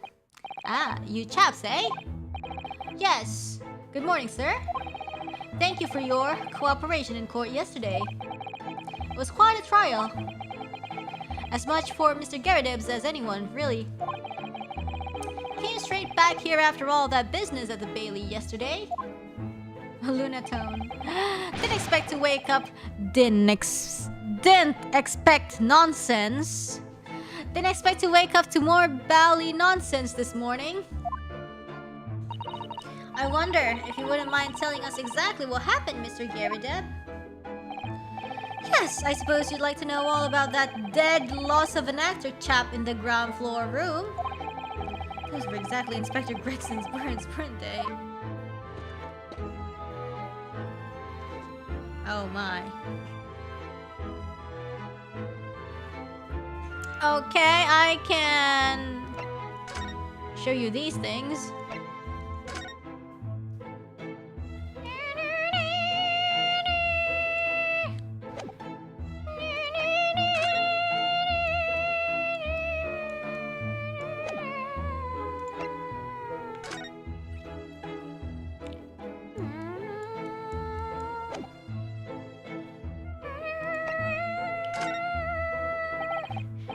Could I show you this? He doesn't know. In quite a couple of days, as you can imagine. I'm afraid I'm rather tired. Haven't really got the energy in the old eyeballs, to be honest with you. Some other time then. Let's just try to show him everything. Okay. What about this? I showed you soap. Please respond. Okay.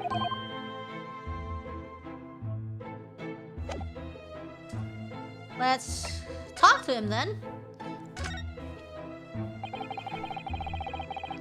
It must have been a real shock for you this morning. I hear that you've discovered what had happened. Oh, well, that hopeless actor chap rises at 5 o'clock sharp every morning without fail. But at 5:30 this morning, he still hadn't lit the gas. So I went down and knocked on his door, but no bally answer. And that's when you broke into his room by kicking down the door? Well, I called on the rum-looking Japanese chap to do the grunt work, of course. Wasn't it a little premature to kick the door down? The man could have just overslept by half an hour. That's very true, Mr. Naruhodo. If 30 minutes oversleeping warranted such behavior, I'd have to kick your door down every morning. No, Susato! Well, you know, better to be safe than sorry and all that. Is it just me or is he avoiding our gaze now all of a sudden? Except that it was a sorry situation indeed that you found on the far side of the door. Okay, let's talk about Mr. Shamspeare. The victim's name is Mr. Shakespeare, I believe. Is that right? Yes, William Shamspeare took the ground floor room 3 months ago now. And how would you describe him? In a word, destitute. I don't even know what that means. Destitute? Well, let's face it, the only redeeming feature of that room is the cheap rent. Anyone wanting to live in a place like that is either broke or has a bally screw loose. So hard to choose which category Soseki-san would fall into. Mr. Naruhodo, that's a little rude. He was doing research as well. Oh, research peeps. Into what? Literature? Shakespeare, of course. Read a few plays of the old bard myself, you know. I am somewhat of a Shakespeare enjoyer. Romeo and Hamlet and all that. Sure. Yes, William Shakespeare is England's most highly regarded classical playwright and author. Is known as Sao, Sword Art Online, in Japanese, as you know, and many of his works have already been translated. Is this for real? It seems incredible that Shakespeare was shortened to Sao, though. Someone was too heavy-handed there. There were a lot of costumes in the victim's room, actually, weren't there? Of course, Mr. Natsume is a scholar of English literature as well. Oh, so that's how they bonded. Shakespeare art online. No, Shakespeare art but offline, right? It's the books. I imagine it's the plays. I imagine he and Mr. Shakespeare would have had much in common. Shakespeare interpretation disagreement leads to shocking murder. Let's hope it's not that. Oh my gosh. Mr. Naruhodo, really? How rude.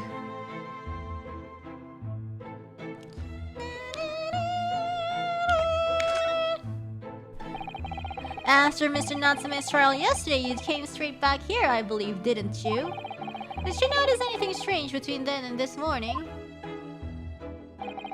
Well now, must have been about 6 in the evening by the time I got home. Snow was coming down rather heavily as I remember, and it was completely dark already. That failed actor chap was out at the time. Mr. Garrett noticed there was no light from his room or something, I suppose. Couldn't summon the energy for anything much, so I just sat in front of the fire up here. It was after 8 before Shakespeare got back, and the chap was up until past 1 in the morning, I'll have you know. Suppose he met his end sometime after that. I was asleep by then, so I'm rather in the dark there. Well, thank you. That was very illuminating.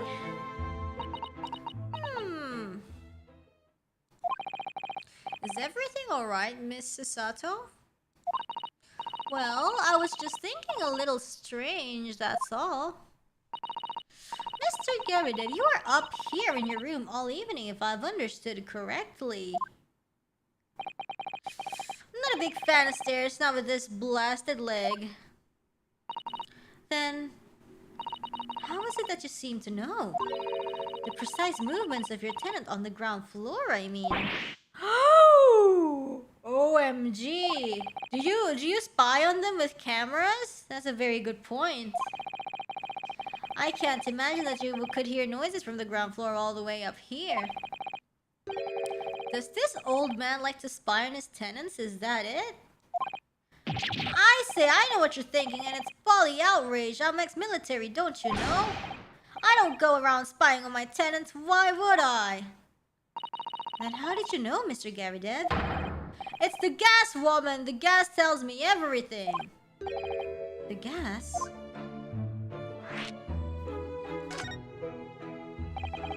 What on earth do you mean, sir? How can the gas tell you anything, let alone everything? Well, as you're probably aware, the gas is supplied to the building by pipes. Yes, I'd more or less worked that out. Every room in the building is connected by a single pipe to the gas main outside. And the gas company supplies gas to properties via the main. Yes, I understand that too. Let me see if I can explain. Let's say I was to light the gas lamps up here. What do you suppose would happen? Well, obviously the room would get brighter. Exactly, but at the same time, the lights in all the other rooms of the house would dim for a moment. Ah, so that's how he knows. That dim? Why? Perhaps it's because when you light a gas lamp, it briefly uses more gas than usual. And that reduces the amount of gas in the pipe for the other lamps that are connected to it. That might explain why the other lamps dim momentarily, mightn't it? Yes, of course, because everything's connected to a single supply pipe. Is that supposed to happen, though? It sounds rather undesirable. I mean, what do you expect from this kind of house? Jolly good point. Fact is, the gas company's pipes in these parts are pretty hopeless. Long worn out. And barely got any gas in them to start with. Opposite's also true, of course. Extinguish the lamps up here and they glow brighter than the rest of the house. Ah, right, I see. So by watching the flickering of the lamps in one room, you can determine what's happening elsewhere. Oh. You've got it! Oh, of course, because when people come back home in the evening and before they go to sleep at night, they turn the lights on and off. What they're guaranteed to do is either light or put out their lamps and fires. Clever!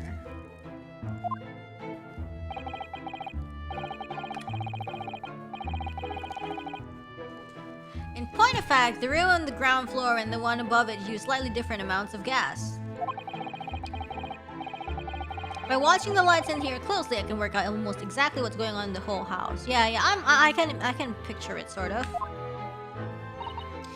Gosh, that's fascinating, Mr. Garadib. Absolutely fascinating.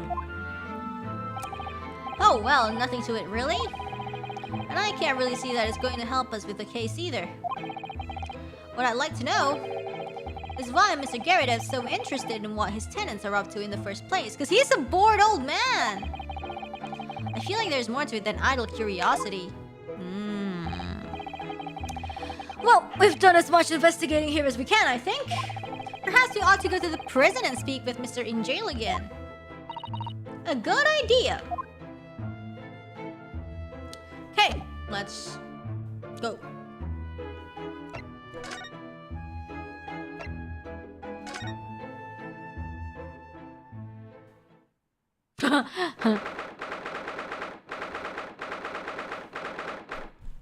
Cell 9?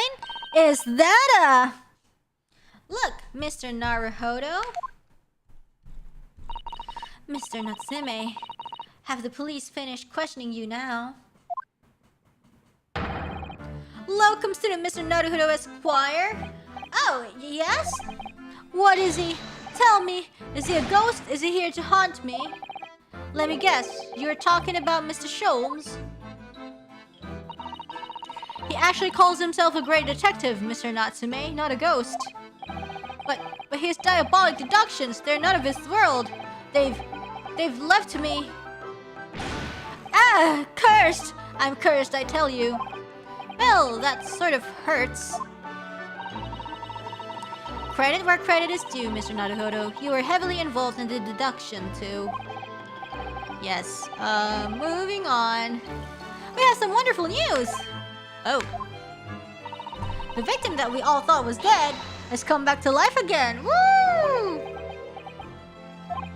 Now, in the absolutely worst case, you could only be tried for attempted murder. That's great, isn't it, Mr. Natsume? It's terrible! Oh. I'm stuck in the cell, suffering for some silly, wrong end of the stick. You did it, didn't you? Confess, you're a killer. Why the mustache? Constant questions. I'm sorry to hear that. Oof. Ah, that's selfish, shyster. Make up your mind. Are you dead or alive? If you were going to come back to life, why bother dying? Wickedly wishy-washy William. His name is William, too. Well, it seems likely that Mr. Shamsphere was never actually dead in the first place. Ah, yes, that might make sense. And I'm pleased that he's alive, of course. Our lively debate last night was much fun. I'd be sad to think it was our last. Nice. Oh. What happened? Oops. Ah, Mr. Natsume, does this mean that you did see the victim last night? You met with Mr. Shamsphere, didn't you? I'm not saying another word. I demand to have a lawyer present, but I'm the lawyer! Who do you think I am? Please, Mr. Natsume, we need to hear your side of the story. Why am I cursed like this? Let's talk to him. Can you tell us exactly what happened last night then, Mr. Natsume?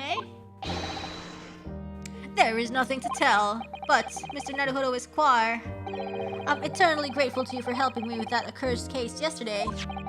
The case that saw poor Miss Green hospitalized after she ended up with a knife in her back. It's hard to believe that was only yesterday. After the trial was over, I trudged my weary way back to my lowly lodgings. And that evening at past 9, I visited Mr. Shamsphere. So you did go to the victim's room then? As we feared, I didn't do anything wrong. I'd never been to his room before. It was the first time. Ooh, spicy. Then what made you decide to go? I bumped into him when I arrived back at the house. We got chatting and it developed into a discussion. But he had to go out, so I bade him farewell. That ties in with what Mr. Garidev said, that the victim went out and came back after 8.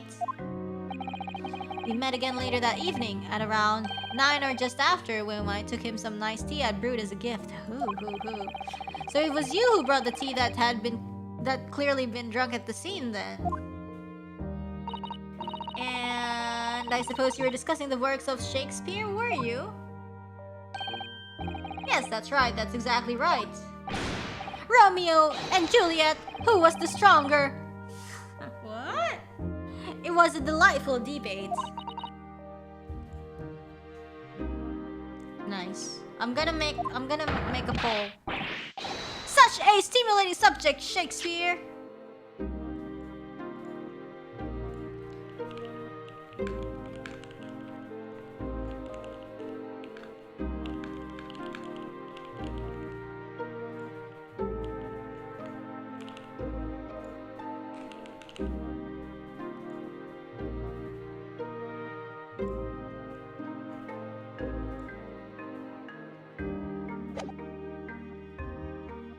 Is it like, hey, YOLO, let's eat soap and see who dies?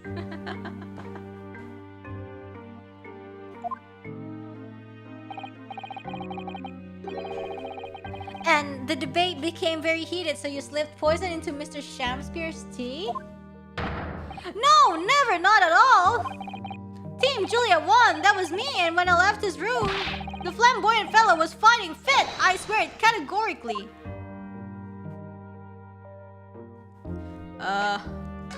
Okay.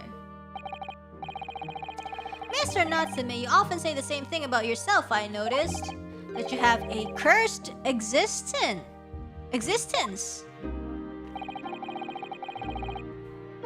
I'm sure I've mentioned this to you before, but I've been here in Great Britain for a year now, and in that time I've learned that it's no place for me. It can be very trying to live in a foreign land and adapt to the ways of another culture. There are foreigners everywhere I look, and they all stare at me. They all laugh. That's the impression I get whenever I go out. It makes me scared to leave my room. Which is why I've become a recluse. But even in my room, I find no respite from my fears. I've moved more times than I can remember, and then 1 week ago, I moved to Briar Road. But why? I mean, why did you choose that place? It doesn't seem very comfortable. Because the rent is cheap. I have so little money, it spoke to me. The rent! Obviously, there's a reason why it's cheap. Because the room is cursed. Because the room is cursed. How? The previous occupant, the man who lived there before I took the room, died there. Oh no! He was only a young man, but one morning he was found dead and no one could explain why. Surely no one would want to live in a room with a history like that. I didn't. When the letting agent recommended the place, I wavered. But I want books, and books cost money. A horrible history is a small price to pay. Oh my. It's one of those, stigmatized property. When I realized it would mean I could buy more books, I signed the lease like lightning. Brave or blinkered. But after I moved in, I soon came to realize what I've done. I realized how horrible that room's history really was. Gosh, was it really so awful? Whew. Horrible, horrible history. So how did the room's horrible history affect you, Mr. Natsume? What happened? At first, it was just a feeling. The feeling of beady eyes boring into my back, watching me. Do you think that might just have been your mind playing tricks on you? No. My mind doesn't know any tricks. It was someone else. It's been one long nightmare ever since I was given the keys to the place. A nightmare? You've been having bad dreams, you mean? All the souls who've died in that room lean over me in my sleep and try to strangle me. Is that just because of the air? And now I come to think of it, it happened again last night too. The very same night that Mr. Shamsphere was writhing in agony for the poison in his body. I was on the verge of being suffocated silently by those miserable spirits in my room. Yeah, it sounds like the carbon monoxide poisoning. Didn't we talk about this in the previous game? You simply must move out of that room as soon as possible. Yes, you're right. I know it. And that's why. I'm already searching for the next room with a history to call home. I think perhaps you should try to avoid accommodation with any kind of history at all. Otherwise, I'm scared that you yourself may become history. No! Phew, Sasato-san knows how to make the man listen.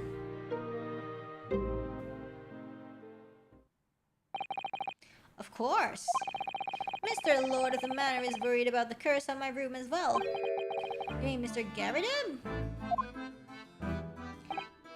Yes, he knows that if people keep dying there, he'll never be able to rent it out again. You know what? I think the jail has better circulation than his actual home. Well, that's true. I, for one, wouldn't go near that place.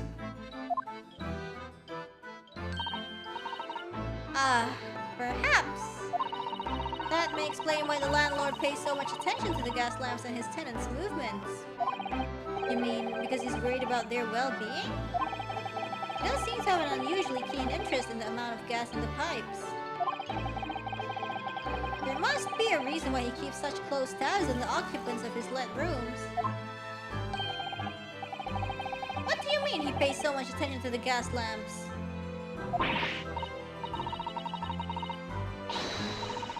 Oh dear, no, it's nothing to do with you, Mr. Natsume. Please forget I said anything. Oh, now you're talking about me behind my back as well. What's important is that Mr. Shamsphere isn't in fact dead at all. Once he's come around and he's able to tell us what happened, we'll be able to get you released. Yes, please? Oh, I do hope you're right. Ahem. Excuse me. Inspector Gregson, I couldn't help overhearing what you just said, and on that note, I have some good news and some bad news. Oh, which do you want first? Good news. Always, every time, the bad news comes first. When hope is all you have, hold on to it. That's my guiding principle. Right, well, in that case, the good news it is. Huh? Sorry, but it's just a lot easier to explain everything that way. Why did you ask me my preference? It's just like me and my polls. As you might have heard, the victim, Mr. Shamsphere, was just unconscious. He's come around now. The bad news is he doesn't remember anything. Yes, we saw it happen in all its terrifying glory. He's still being treated by the doctors, but we've managed to get a written statement from him already. Oh, whoa, what written statement? Oh, isn't that wonderful, Mr. Natsume? Oh, thank goodness, it's all over then. I can leave this somber cell. That's the bad news, you can't. Nah, that's not on the cards. What? Why ever not, Inspector?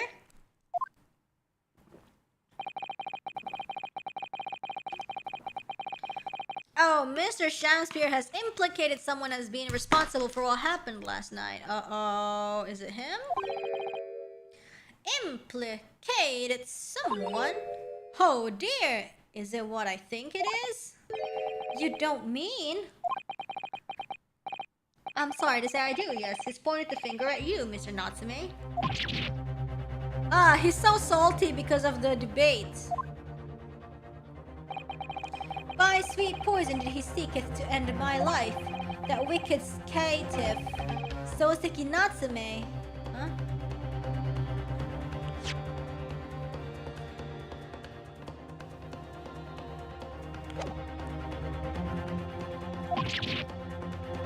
No! So I'm afraid you'll be appearing in court as planned. You'll be wanting to make the necessary preparations. Ha. No! And so, once again, Soseki-san found himself having to take the dog in the Old Bailey. Whether his room was haunted or whether he was just terribly unlucky, I knew I had no choice. The following day I would represent him in court and do my utmost to break the curse that blighted him. To be continued, I think.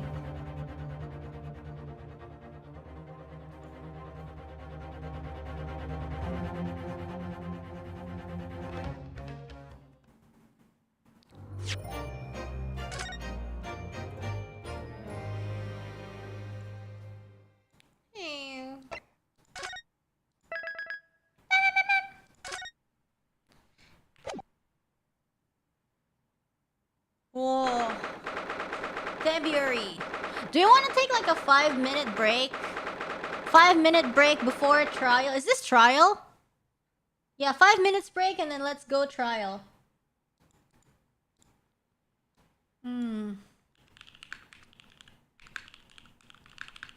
Resuming to trial at minute 22, I think.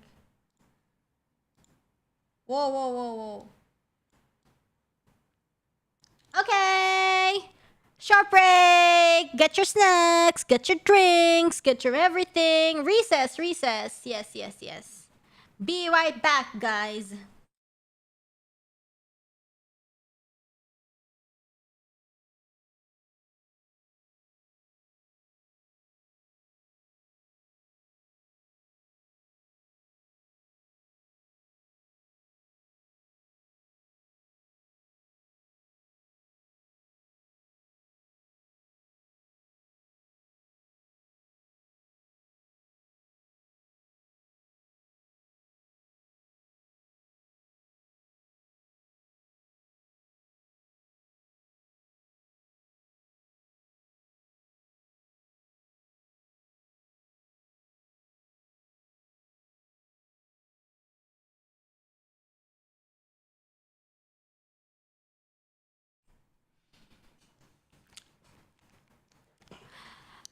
I am back, but I am not back. We resume at minute 22. Would that be okay? I'm gonna do some typing. I'm not muting so you guys can hear me.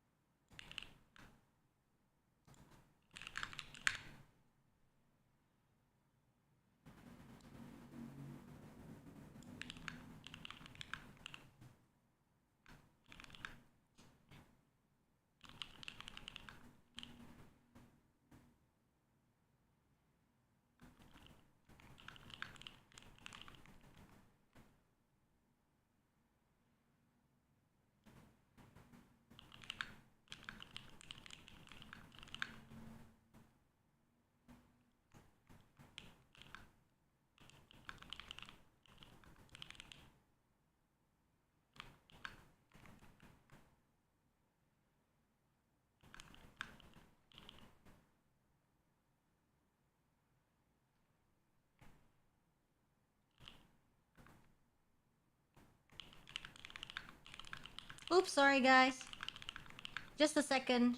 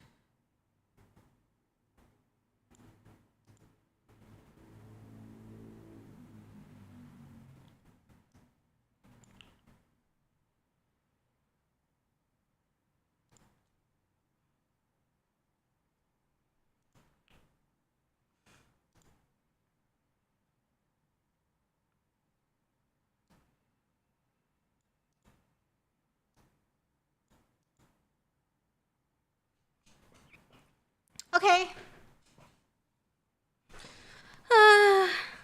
Oops. The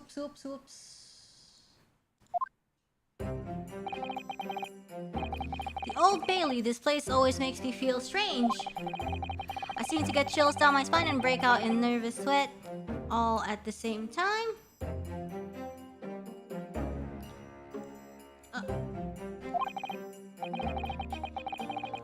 Well, I didn't think I'd be back here so soon. That's my line! Good morning! Good morning, Mr. Natsume. It was only 2 days ago that I was declared not guilty here. Yes, we somehow managed to prove he didn't stab Miss Green in the back. But now this! Another morning, another murder, and here I am again in this hellhole.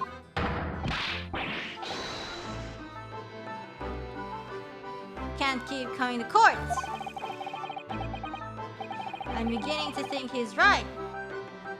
It really does seem as though he's cursed.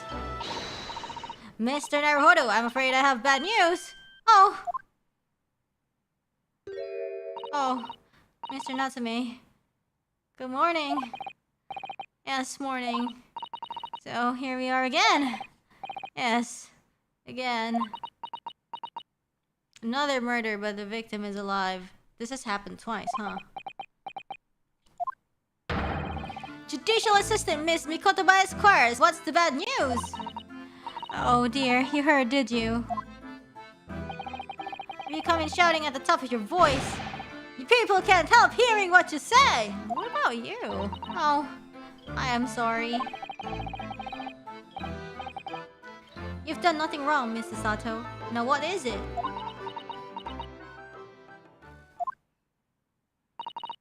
Well, it seems that the prosecution in today's trial will be led by Lord Varro Van Zeeks. Van Zeeks? Nah! Oh no! Oh no!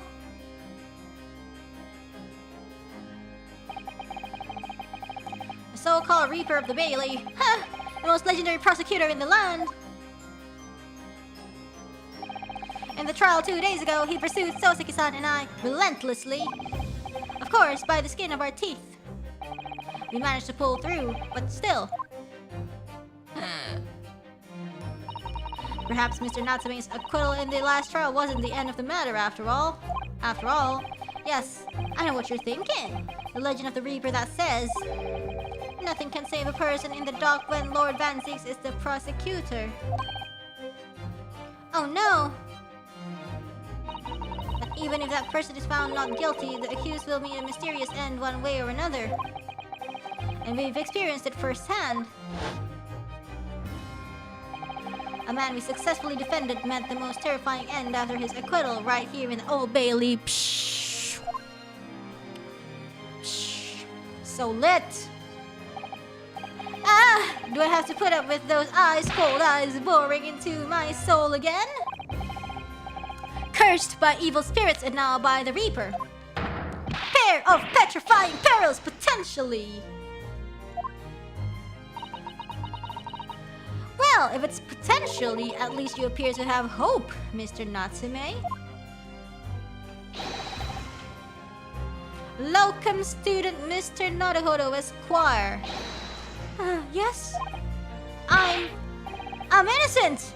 You have to believe me. I believe you. It's just you more than anyone now. Don't worry. I'll be your steadfast ally every step of the way in this battle. I promise. And this promise says to be a hard battle, I fear. His eyebrows look like caterpillar. Or shrimp. I don't know.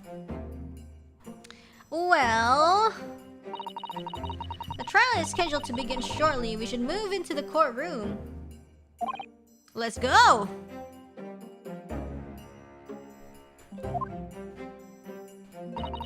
Oh yes, I forgot to say. I'm afraid he won't be able to make it. Mr. Sholmes, I mean. That's probably for the best. Oh, if he were here, I might be tempted to rely on his help. And that could be seen as weakness. If Lord Van Zeeks were to notice, he'd prey on it mercilessly. At least, that's my gut feeling. Mr. Naruhodo! You're right. You're so right. The bottles and glasses are shaking. Because they sense the presence of Van Zeeks. Oh, well said, locum student Mr. Naruhodo Esquire. Well said.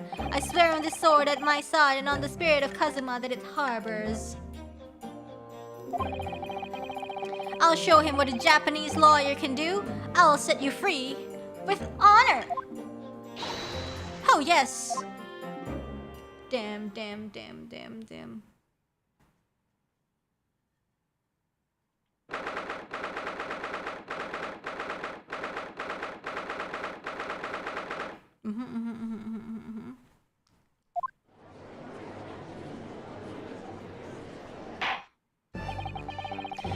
the name of Her Majesty the Queen, I hereby declare this court to be in session. I now call upon the counsels for the prosecution and defense to declare their willingness to proceed. The prosecution is ready. Defense is ready, my lord. Readiness for the trial, my learned Nipponese friend, is not what the defense needs. What you need is readiness for your inevitable defeat. Oh, spicy. Oh, it is not just in my imagination, it's really there. Lord Van Zeeks has such an animosity towards us Japanese for some reason. Yeah, there was that spicy story of him being betrayed by some, his Japanese ex-friend. It was some time ago now that he first became known as the Reaper of the Bailey, I believe. These past few years he hasn't appeared in court at all, but suddenly. Yet now, he's back in the courtroom, though for some reason. Only when I'm defending. This Reaper, with his curious disdain for us Japanese, is a prosecutor shrouded in mystery.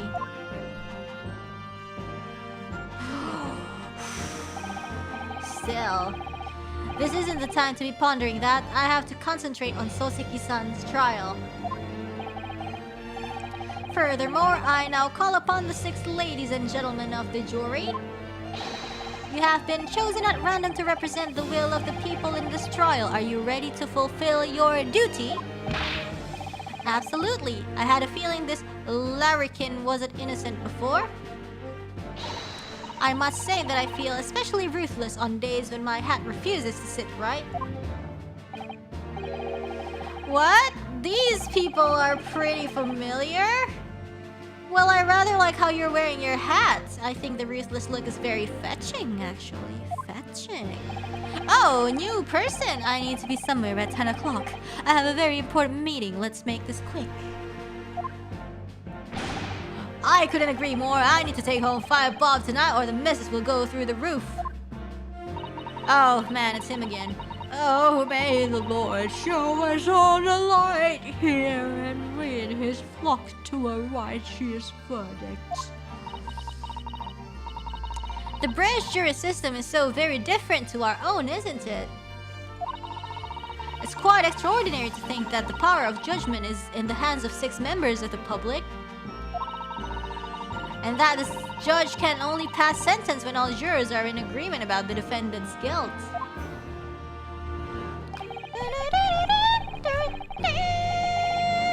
Completely random, man. These people must have got some gacha luck. Or at least that's the idea, he says. The prosecution would draw attention to the fact that the accused was on trial here but 2 days ago.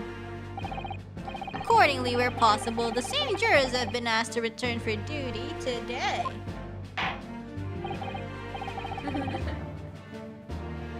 Fifth juror gonna be unpaid again. Yeah. Very well, let us commence the trial. Lord Van Zeeks, your opening statement, please. Ladies and gentlemen of the jury, it is not the intent of the prosecution to cast doubt over your past decision, but the innocent verdict afforded to this eccentric Nipponese before has had dire consequences. He killed it again. Did the accused repent for his wrongdoings in that affair? Far from it. Instead, he used his freedom to perpetrate a most blood-curdling crime. Namely that of the attempted murder of his neighboring lodger, an innocent Englishman.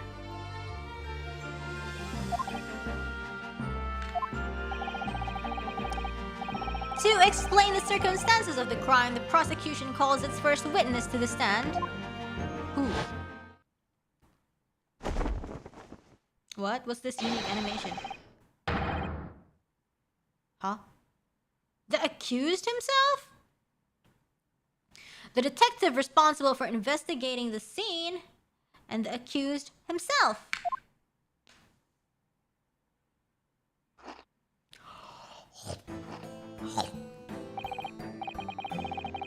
Witnesses, your names and occupations, please.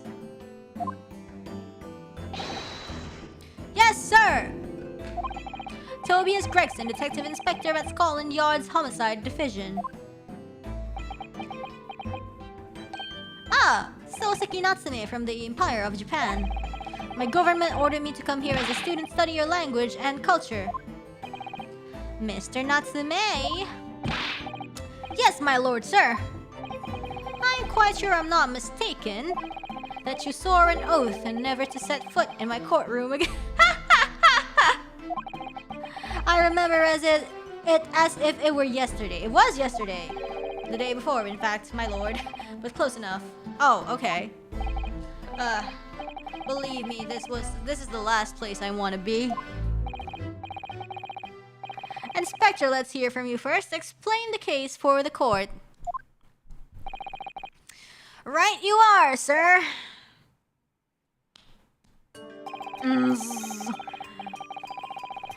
The incident occurred at the Dari household where the defendant had lodgings.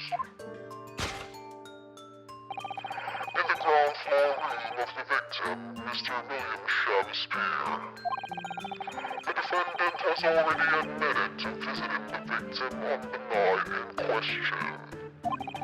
Mr. Shakespeare collapsed in his room as a result of poisoning by Worcestershire sauce.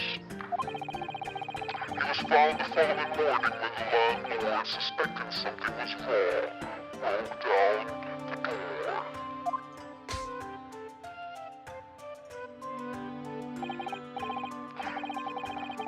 This means, I presume, that the door to the victim's room was locked at the time of the incident.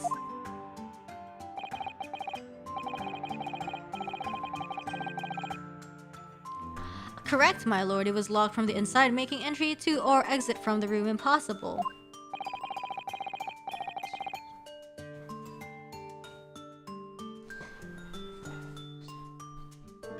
Although the victim, Mr. Shakespeare, lives to tell tale, he very nearly didn't. The man was halfway to heaven when we first found him. Heaven or hell, you never know. I was the first officer on the scene, my lord. And I have photographic evidence here that I took at the time to show how it looked. What's that puddle on the floor? Yes, a chilling scene indeed. The man looks very much deceased. That looks like either cheddar cheese or just like butter. That's right, everyone present believed that's exactly what he was. Very well, I shall accept this photographic print as evidence for the court. I'm pretty sure it's like the carb gas poisoning the thing. Remember, like it was like in the first game. They talked about it, like, oh, your thing has windows, and then, you know, I suffocate all the time because of the curse, and then we were like, isn't it like poisoning of gas or like carbon monoxide or something? Now then, Mr. Natsume, I can't believe it's not butter. As the defendant, you do have anything to say? Do you have anything to say at this juncture?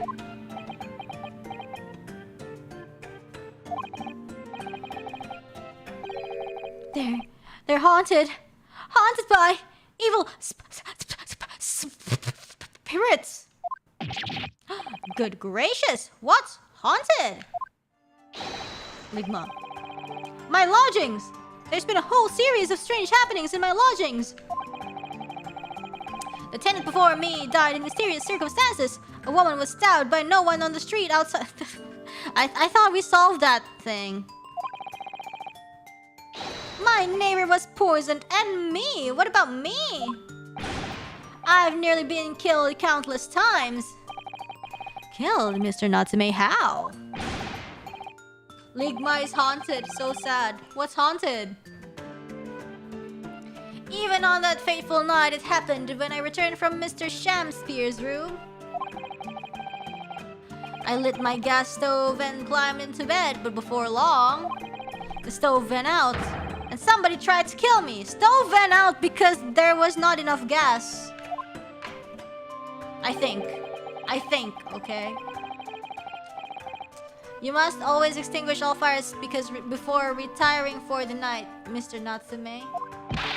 But it's so cold! My runny nose would freeze! The point is, I didn't poison my neighbor. Why am I being accused of this? Why is my existence so cursed? You're a cursed creature. He is a creature in the picture. Thank you, witnesses. I believe I have reasonably clear picture of events. If I could raise one more point, my lord, one more conclusive point. Conclusive, go on.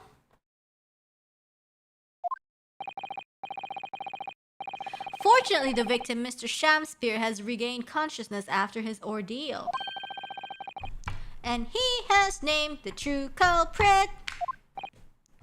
But people make mistakes all the time. The poison consumed by the victim was administered in a cup of tea that he drank on the night in question. You don't know that. Tea, my lord.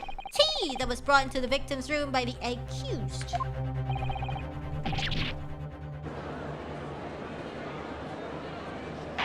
Spicy. Order! Yes, that's the crux of this whole case.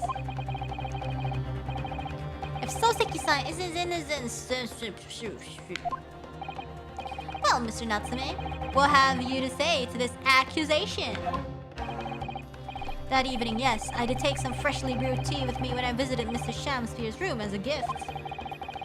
The public water pump outside always freezes at night. You know, sometimes, like, you know, you watch these things, like, you know, this people can see ghosts, and then she asks the ghost, how did you die? And the ghost don't know. I think it's like this, like, he doesn't really know, like, how he quote-unquote died.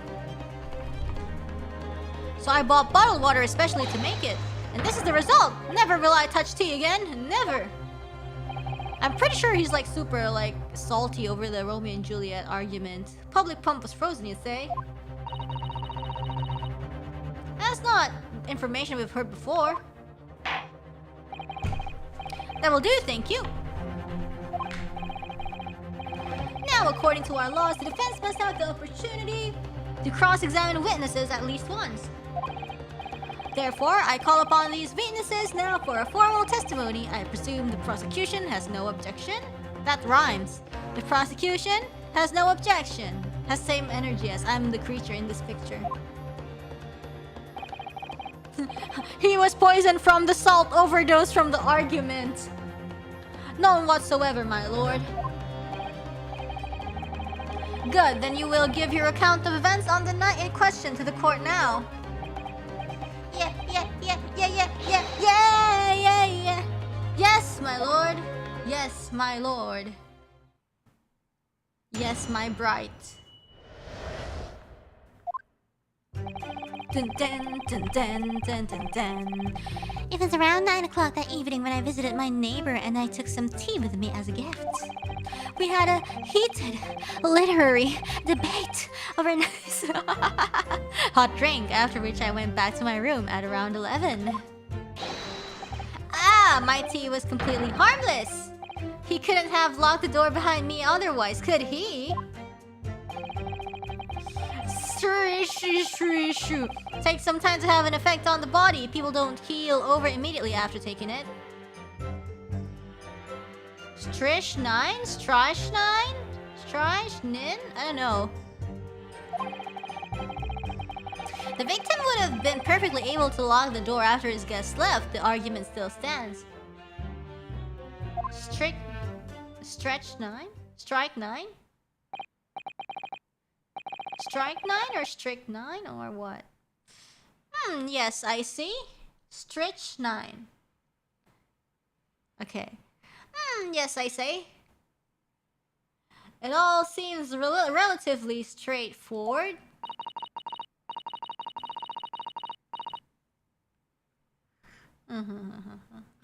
Because neostigmine is pronounced neostigmine. Is this pronounced nine or neen?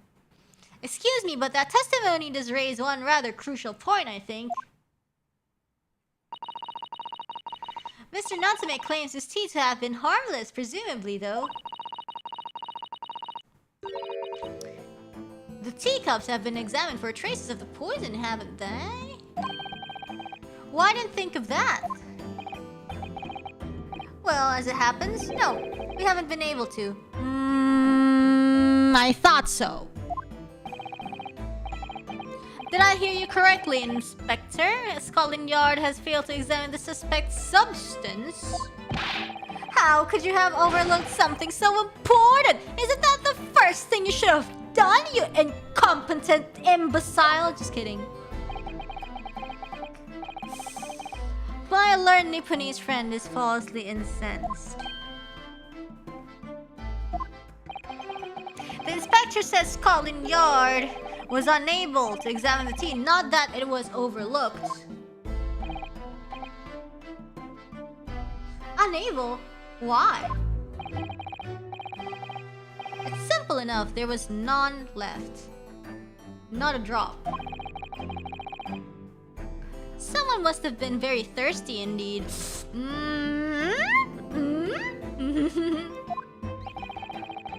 With current scientific techniques, it's not possible to test for poison under such circumstances. We only need a drop, but that one drop does actually have to exist, funnily enough.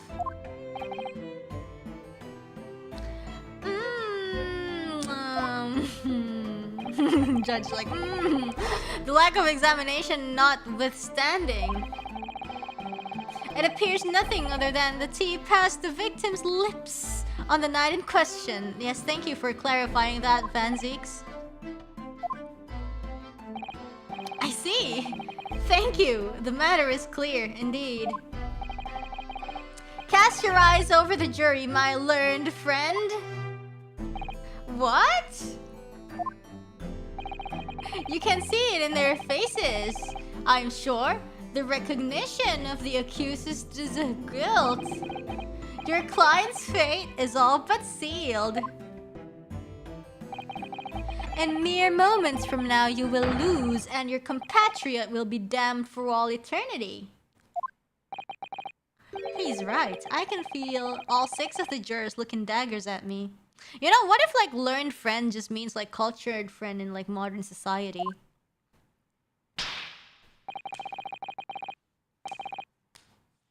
It doesn't echo when I do that.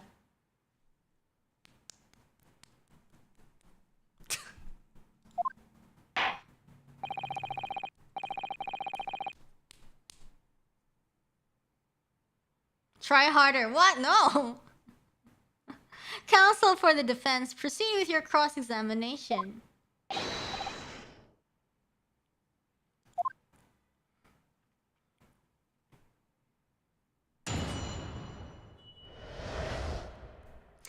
The catastrophic night. My room is lacking in the proper acoustics. It was around 9 o'clock that evening when I visited my neighbor and I took some tea with me as a gift. The heated litter and a nice hot drink of which I went back to my room at around 11. My tea was completely harmless. He couldn't have locked the door behind me otherwise, could he?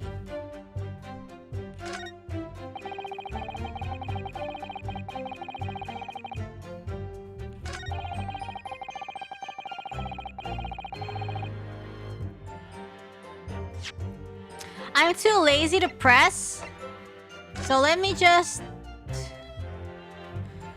The victim would have had time. Can lock the door.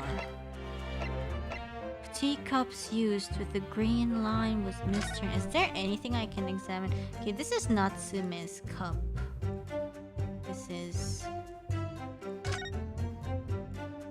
Okay, there's this liquid here. Stained on the inside? The Natsume wasn't drinking tea. Was he? You've never noticed? Yeah, it sucks that it leaves. Yeah. Drink tea while it's hot. That's the Japanese way, isn't it? Oh dear, so many people seem to have the wrong idea about our culture, and most of them are Japanese. Yeah, see? There's a stain, so like... Mr. Natsume didn't actually drink it. Here's the teacup from which Mr. Natsume was drinking. Unlike the other one, the inside of the cup is completely clean. I suppose he must have drunk the contents before the tea had a chance to leave a mark. Ah! Then he wasn't drinking! Because it didn't... If it left a mark, then he didn't immediately drink it!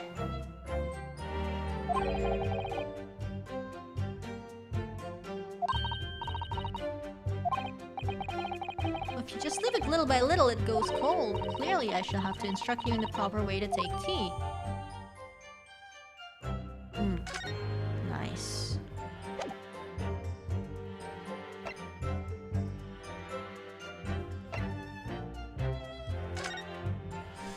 Is there anything on here? What is it, Mr. Naruhodo? This bar of soap. When we first found it, I could have sworn there was some sort of round disc in this depression just here. A reddish one. I remember it too. But now the depression is completely empty. That sounds ominous. Where could the disc have gone? Mysteriously vanished? You can't say that. You can't say that! Just completely vanished? What even? Ripped piece of envelope. Hey.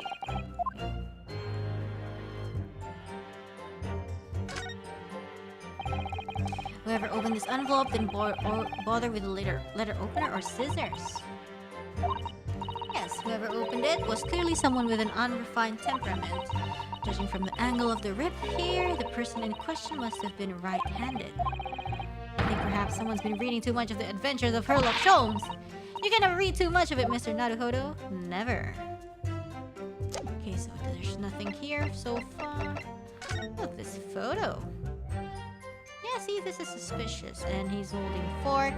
This is spilled. This is Natsume's teacup. Interesting.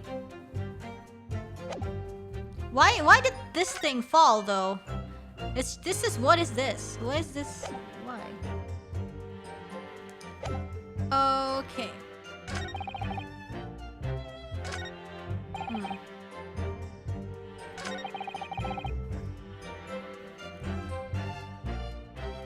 Let's press it. A literary fiery debate about Shakespeare's works, I think you said, didn't you? Shakespeare? A very worthy topic of conversation, I must say. Oh yes, my lord. Romeo and Juliet, who was stronger? It was a profoundly pleasurable parley. Romeo and Juliet? Who was stronger? I know I'm going to regret asking this, but how did the debate go? Well, we both agreed that we would reach a conclusion more quickly with a reenactment! So we battled it out in the Greco-Roman style, naturally. What? Mr. Shamspierre had all sorts of costumes in his room for just such a contest. Cosplay? You were actually in costume?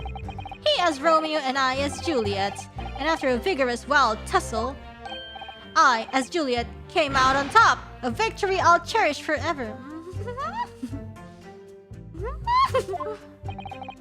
I dare not imagine the terrible scene of carnage. The fact remains that it was you who prepared the tea and took it to the victim, correct? Huh? I boiled the water in my room and made a pot to take with me. I heard that he was too poor to have tea himself, you see. It's true, there was no sign of any tea leaves in that man's room. I wanted to do something nice, to be friendly. So why is everybody looking at me with such suspicion? My tea was harmless, of course it was. And do you have any basis for that statement, witness?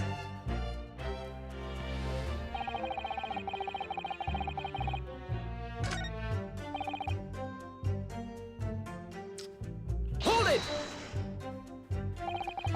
How long does it take for symptoms to appear then? According to the coroner I was speaking to at the yard, about 30 minutes after the poison's consumed.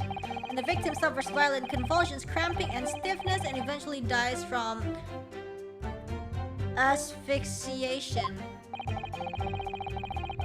So there's a 30-minute interval between when the poison is ingested and onset of symptoms. There seem to be a lot of different types of poison in the world, that's for sure. There's no autopsy report? Alright, he didn't die. Oh dear, death by poisoning again. It's always so awful. 30 minutes is a long time. Certainly long enough for the victim to have locked the door behind the accused after he left. You can't deny that. Is there like a clock? Oh, probably not. Never mind.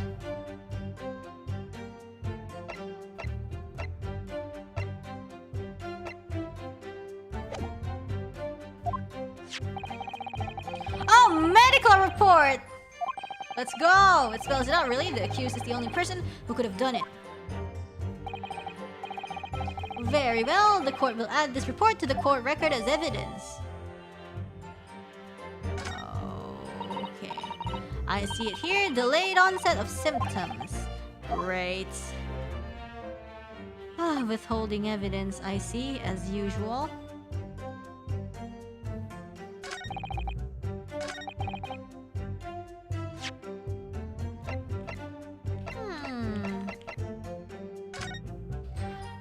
Cause of coma: ingestion of a small quantity of strychnine. I don't know. Toxic effects present 30 minutes after ingestion. High likelihood of the substance having been mixed with the tea the victim was drinking, but no sample could be obtained for testing. The poisoning incident occurred at around 1:30 p.m. on 21st February. Assessed from the victim's pocket watch that appears to have broken when the man collapsed after the delayed onset of symptoms. So it was 1:30, then it was 1:30 when he collapsed. It was 1:30 when he collapsed.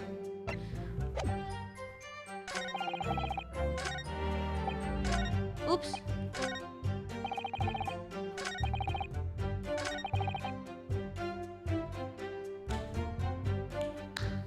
It's this. It's 9 o'clock, but then they had a debate for so long? Just how long did you debate for? Hold it! Were you and your neighbor good friends then? No, we weren't friends. Not at all. Not at all. Never, ever. A simple no would have sufficed. Then, why did you say to pay him a visit? Is debate the new monopoly? Maybe. Have some debate. Mr. Shamsphere fancies himself as having great literary knowledge. Talking about me? As a fellow scholar of English literature, we find much to talk about together. Come now? No, Nipponese could understand the finer points of English literature.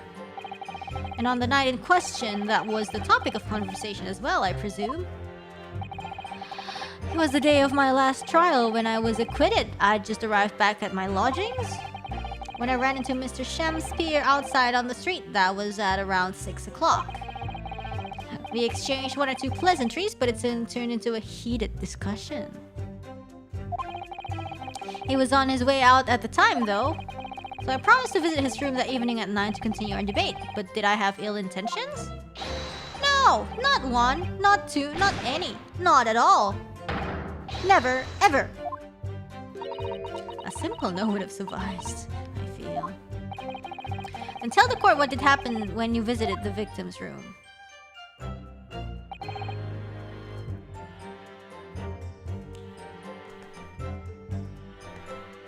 See, like, he said he went back at 11, but and then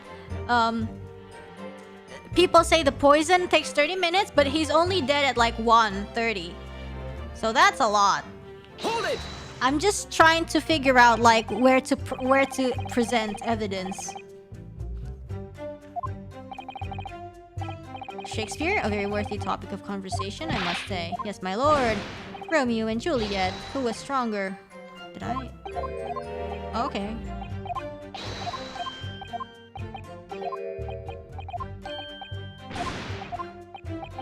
Okay, I think we have pressed everything. My tea was harmless.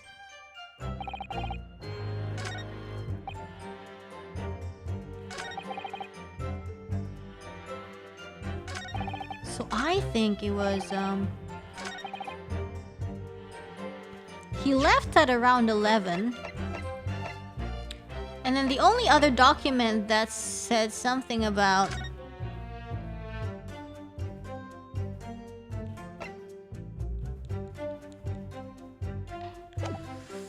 oh, this is probably not correct.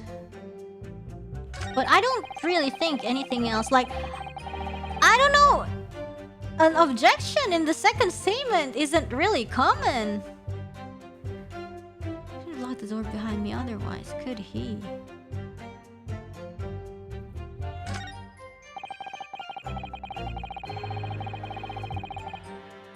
Yeah, I know.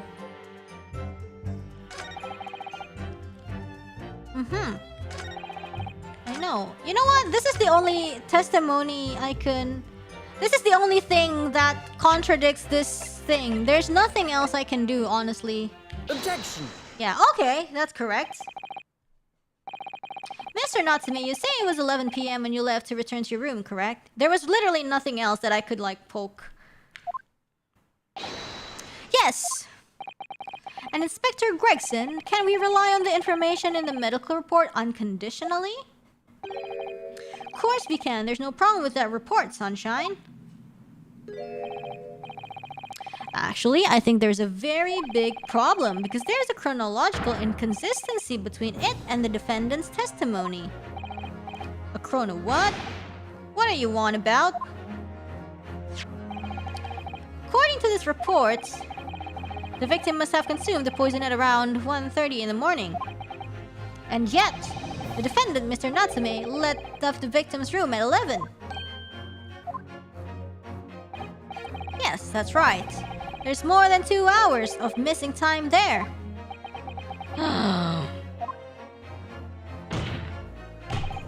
In other words, if there was poison in the tea that Mr. Natsume brought to the victim's room, how How could the victim have fallen into it 2.5 full hours after the defendant left?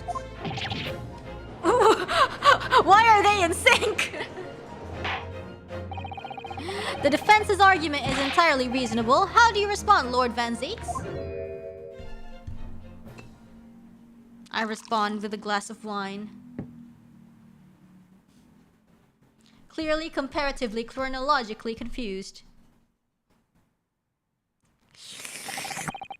Pray forgive the discourtesy if my mind has wandered. I was considering what cuisine would best complement the contents of my hollow chalice this luncheon. I was like, I'm not listening to this BS. How could it have happened, you ask? I do hate to shatter illusions, but I sure don't hate shattering my glasses of wine. But my Nipponese friend appears to be chasing a phantom idea. A phantom? Is it so hard to imagine that the victim drank his tea after the accused had left? Remember the tea? That's actually kind of, yeah, because remember he has the stains? For example, at the time stated in the medical report, yes, at around 1:30. Objection! Mr. Natsume brought the tea with him to drink together with his neighbor. And in Japan, there is a well-known saying, drink tea while it's hot! Objection! Objection, I don't care! And in my country, there is an even more apt saying, there is nothing more refreshing than cold tea. What? What? The point is, if there was such a long gap... Wow, they're debating. What? He's fake! Okay, okay, new poll, guys! Okay.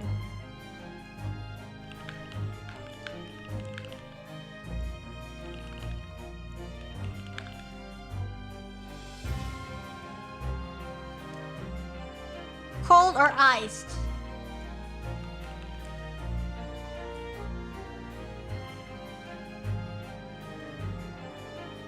What a monster! There may be other ways to explain how the victim came to be poisoned. Other possibilities. What sort of possibilities, Counsel? Well, for example, the man could have had another visitor. Another visitor? That's a very bold assertion, my learned friend, from someone who has nothing to substantiate it. Or the victim could have taken the poison of his own volition. You suggest this may have been a suicide, Counsel? Objection! Mr. Shakespeare has categorically denied suicide. The idea can and must be discounted. Objection! The sound. But he could be lying.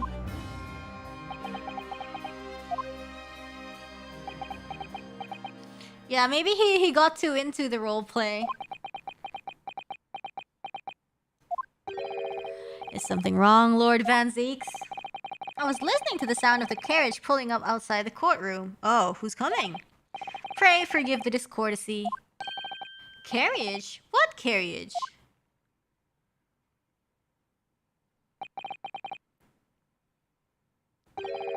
It would seem that the key player in this case has just arrived.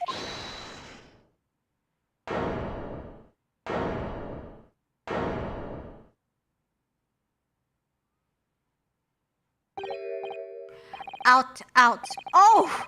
Oh! Is that who I think it is? Oh. A poor player that struts and frets his hour upon the stage and then is heard no more. Oh.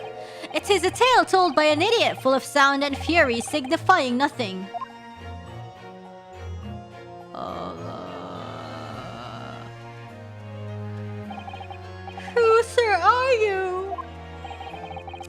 William Shakespeare, my lord. Alas, 'twas I, undone by these bitter events. I am the victim. What? What's he doing here?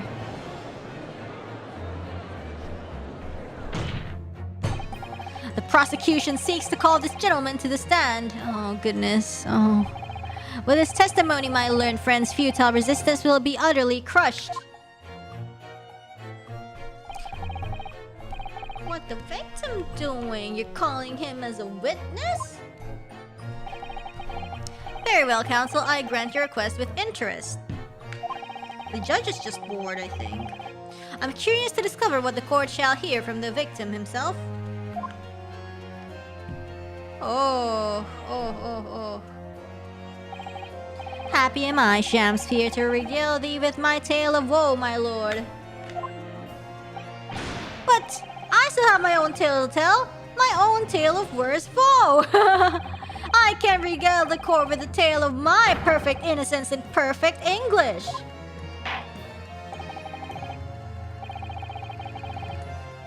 That will do, Mr. Natsume. Let the court now hear from the victim. Oh, he's so unlucky. Oh my gosh, he has perfect teeth. Oh, it's him! Alright, so that's Mr. Shakespeare, but who is that fellow on the right? But who's that other man beside him? Yeah, I feel sure that we've caught a glimpse of that man before. State your names and occupations for the court, please, witnesses. A writer of words so sweet they do scent the breeze, an inventor of ideas so profound they compose the earth. The unrivaled poet, the unmatched scribe William Shakespeare, were the great bard to be recalled to life anew. Lo, what a magnificent man! Good fellows, I am he who ponders such a miracle, William Shakespeare. Oh, the name is Meterman. Adron B. Meterman. I work for the Atlamont Gas Company East End branch office. Oh, I remember now. It was yesterday on Briar Road. Oh, yes, she's right. It's him. Oh, what's this?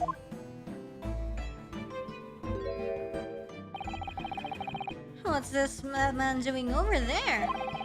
It looks like he's trying to see into Soseki-san's lodgings. Is something wrong, Mr. Naruhodo? Excuse me, could we have a word? Oh my goodness, it just vibrates. He looks like a bee. Oh my gosh, yes!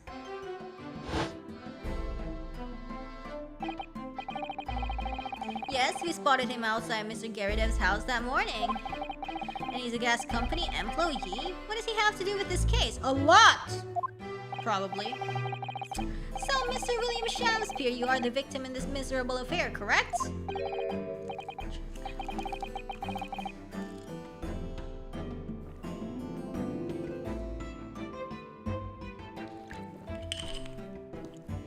Oh, heaven!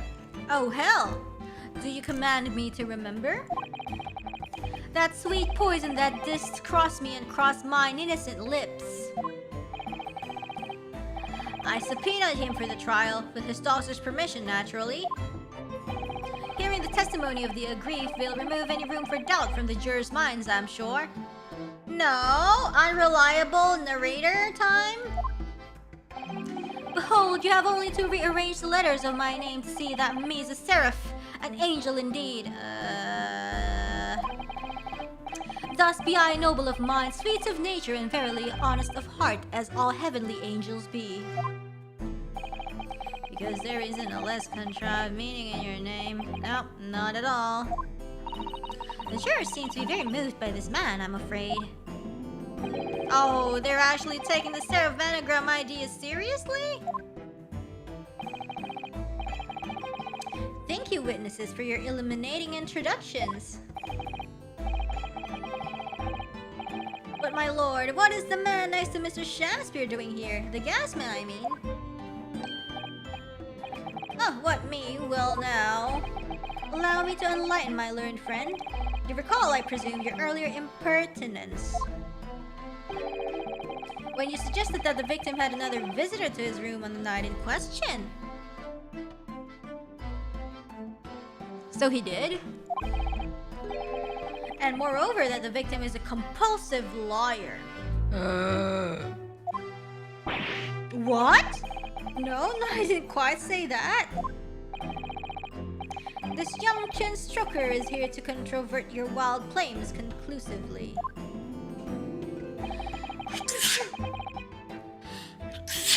Is that not so, Mr. Meterman? Sorry.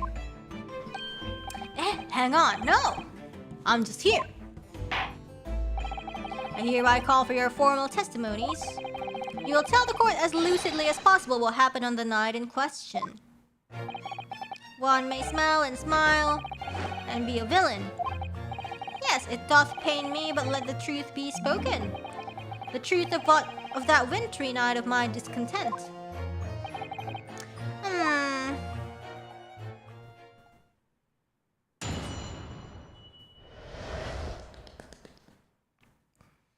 The wintry night of my discontent.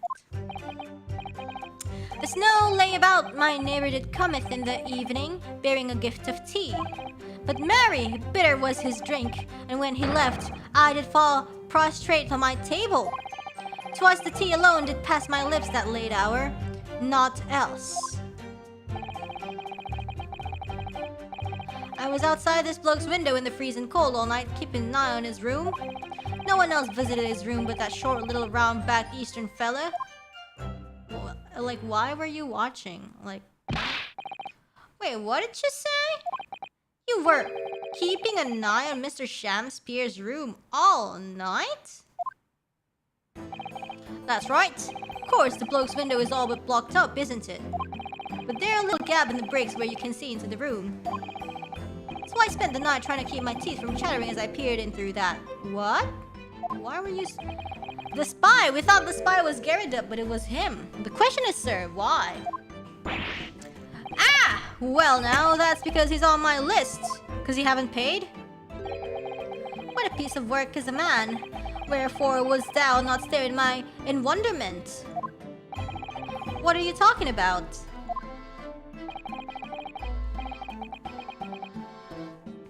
This buzzing busybody hath not part in this play. I pray thee, pay him no heed. Make no more ado about his tedious words. Wherefore is it always no corpse? What you say about me? What did you say about me? Calm yourself. This court is concerned with what happened on the night in question and nothing more. Indeed, that is so. And, as the testimony we have just heard clearly reveals, there was no one other than the accused present at the time who could have carried out this crime.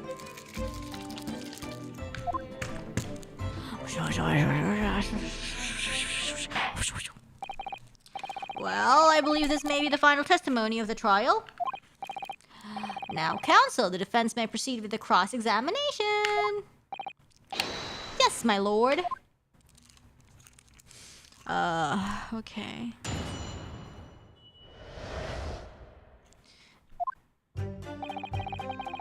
My neighbor did come in the evening bearing a gift of tea. Yeah, okay. So he came with tea. But his drink was bitter, and then he's like, "Brah." Was the tea alone? Okay, he only drank the tea. He's outside this bloke's window in the freezing cold all night. Let's press. But the windows of the house have all been filled in. A historical artifact of the now defunct window tax. Yeah, you're right there. All bricked up horribly. But as it happens, there's a little part of the brickwork at the bottom corner that's been opened up. I was looking in through that gap. Yes, there were a few bricks loose, weren't there? And for some strange reason, a couple of bars of soap were lined up on the ledge outside as well. You have something to do with the soap? I don't like going around poking my chin in other people's business, especially on freezing cold nights. But them's my orders, so that's what I'll keep doing. As long as there's breath in my body. What orders?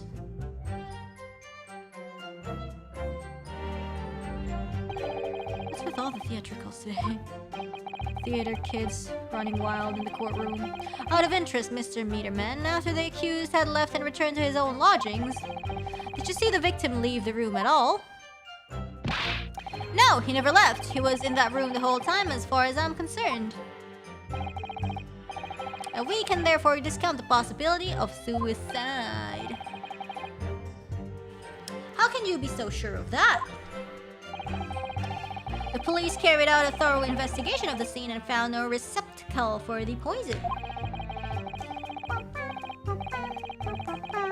And since we know the victim didn't leave his room and hence didn't dispose of the poisonous container himself,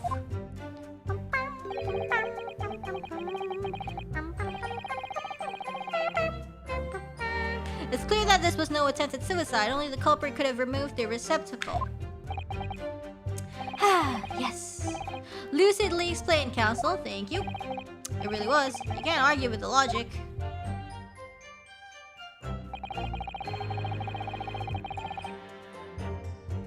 Sussy. Sussy statement.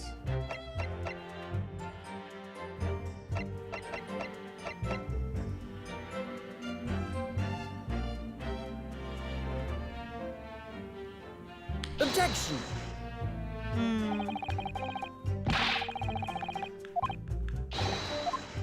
But then who took it?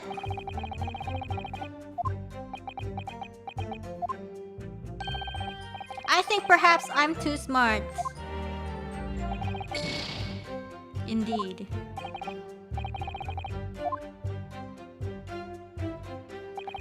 Hold it! Fine, I'll press. Short little round back Eastern fella. So you can't be sure it was the defendant. Objection!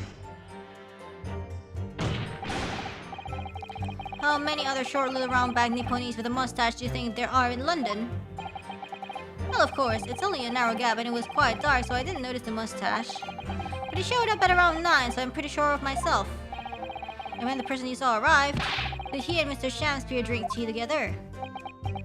He doesn't know. Nah, sorry, I couldn't say. Why? I couldn't see into that room all that well, could I? But what I did see was the silhouette of that little round-back fellow wearing a pretty...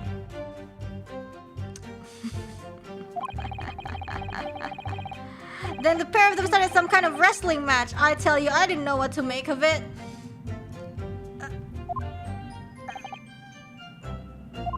I suppose that was the Romeo and Juliet championship battle getting underway. Mr. Meterman, allow me to confirm one final time. Apart from the accused, can you state with certainty that no one else visited the victim on the night in question? No question. Gasman's honor. So that's the entire testimony. What do you think, Mr. Naruhodo? Well, I can't see any obvious holes at all, to be honest. No, oh dear. Nobody else visited Mr. Shamspeare's room that night apart from Mr. Natsume. I imagine the members of the jury will all conclude the same thing. Right, that is guilty. Well, all we can do is press these witnesses for more information and hope for a breakthrough. Yes.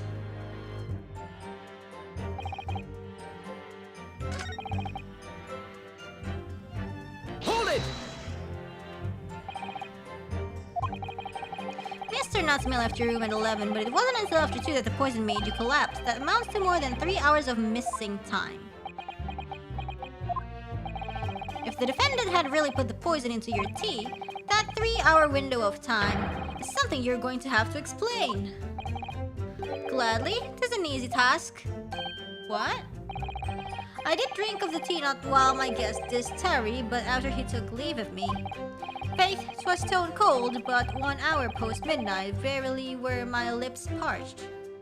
1 hour. Ah! So that fits! Objection! That doesn't sound normal! Nay, 'tis quite ordinary, sire. After all, thou wouldst recall our fiery debates. Amidst such argument, there'd be no time for fiery tea. But then, he drank it! Natsume drank tea. Romeo and Juliet again. And who was stronger? Mr. Shakespeare, in summary, allow me to confirm. Did you not come here with the intention of naming your attacker? But of course, my liege. 'Twas the stupid lover of words that attempt to shuffle me off this mortal coil. We all know what that means. 'Twas the tea alone that passed my lips that late hour. Hold it! Nothing else. So, you didn't have any kind of evening meal, dinner, supper? Huh. Fine luxury, fine gluttony. To eat thrice daily is but a waste of time. Sorry? I would that my belly were full, no more oft than the sun doth rise. Well, most heroic eating habits, I must say. Night and day do I fill my hours with learned study of the great bard and playwright. Well, hence it is that there doth not in my chamber be than the costumes of mine arts.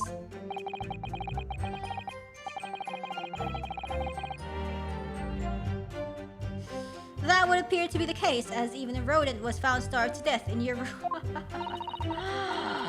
Now I think of it, it's not just food that was conspicuously missing from that room, is it? I don't recall seeing a single player script anywhere. For I have devoured them all. What is wrong with you? You've eaten them?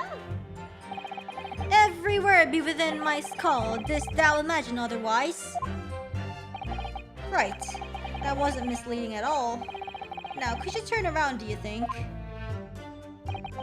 Which brings us to the conclusion that the only way the poison could have passed the victim's lips is in the tea.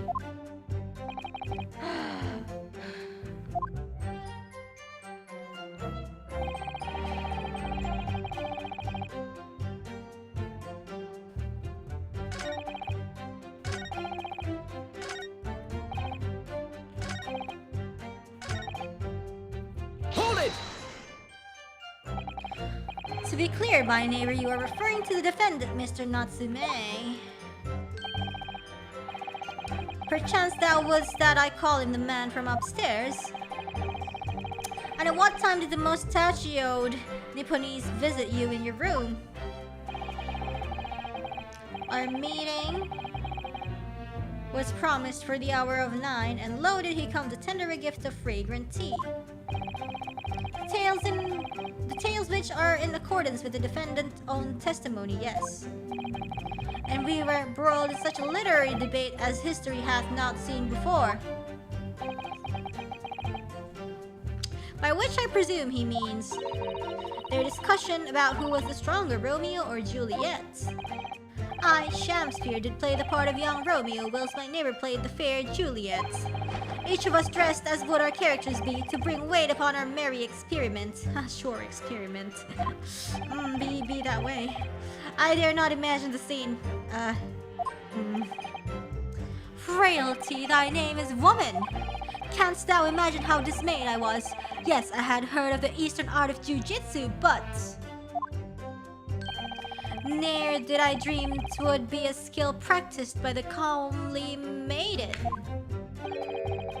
Juliet beat Romeo up. This is not helping our case. I believe the court has learned enough about your earth-shattering literary debates. Perhaps you could reiterate your statement about the tea that the accused brought to your room? My liege, I am thy servant. Gladly I would do thy bidding.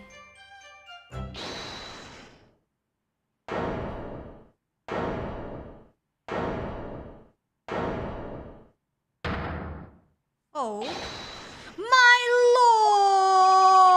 lord!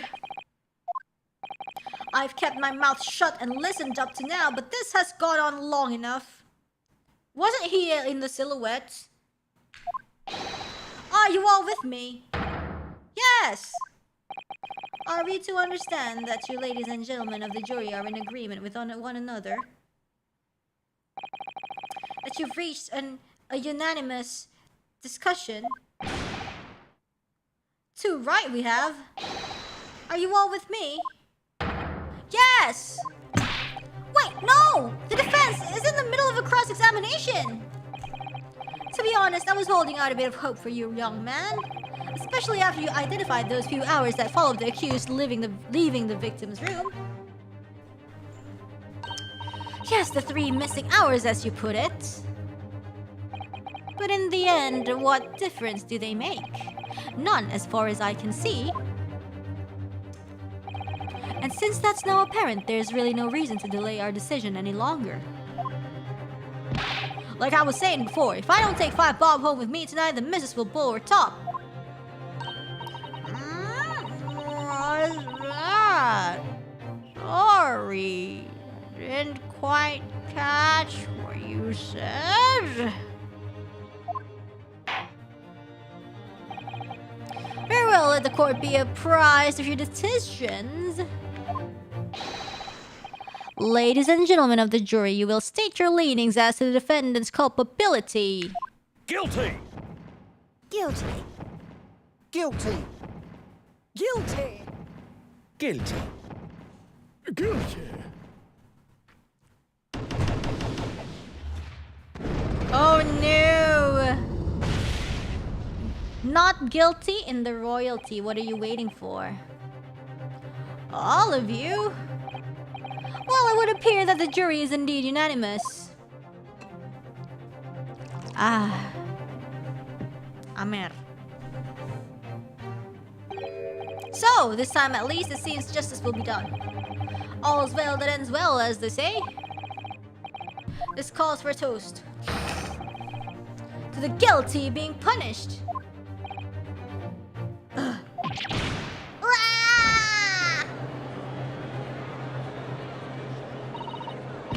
Get up, Mr. Naruhodo, please! The trial isn't over yet! What do you mean, Mrs. Sato? What about the information I found in this encyclopedia of British law I have? We can do a summation examination. Yes, I do. Remember.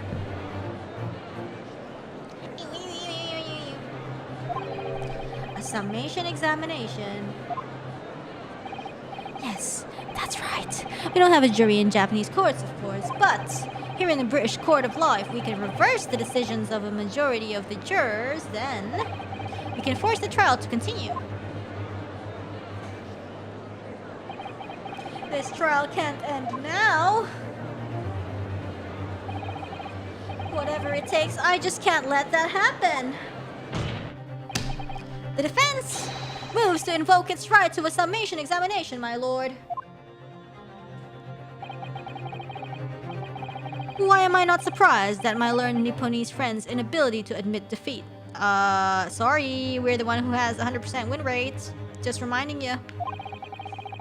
You choose to cling desperately to some archaic rule you barely comprehend instead of accepting the truth. Certainly no other defense counselor in recent times has exercised the right to a summation examination. Yeah, but did I win? Yeah. Sure. Because they all know that once the jury's mind is set, it cannot be altered. I don't know, everybody seems to have like amnesia or something, like we won so many times. Nevertheless, the right remains and must be upheld. The defense counsel's request is granted. The court will perceive the summation examination as outlined in the Encyclopedia of British Law. Thank you, my lord. Are you and your fellows prepared, Mr. Foreman? Believe me, my lord, we know all about this young lad's tenacity. And we're ready for it! Wow, he's actually up for it. In that case, ladies and gentlemen of the jury, I hereby call upon each of you to state the grounds upon which you find the defendant guilty of the crime for which he stands accused.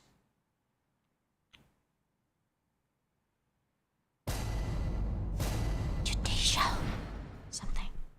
The jurors' contentions, alright? No reason to doubt the man. Well, I do declare the good gentleman has no reason to lie. In fact, I think he's rather splendid. Just look at the accused by comparison. He's Japanese, tooths all the while, and has a mustache. Very fishy. There's no evidence to suggest the gangling actor is a fraudman, for now at least. I really don't care. Like, I just need this trial to end quickly.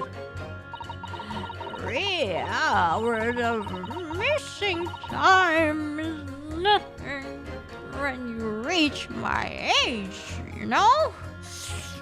Nothing at all.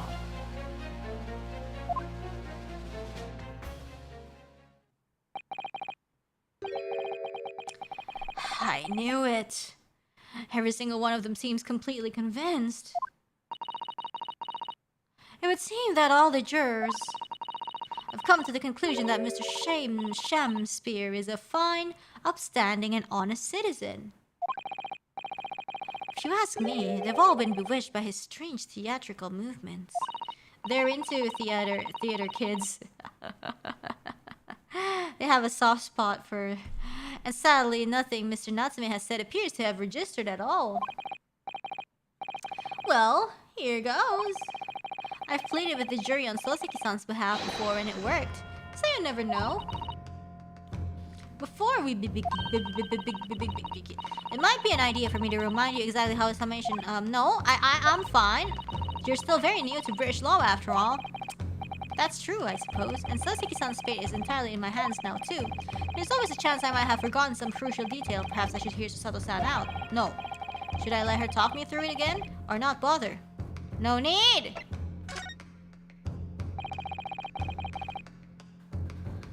Thank you for the kind offer, Miss Susato. But I've been through plenty of these summation examinations already now. I think it's important that we don't delay the start any longer than necessary. Of course, I understand, and I'm quite sure you're right.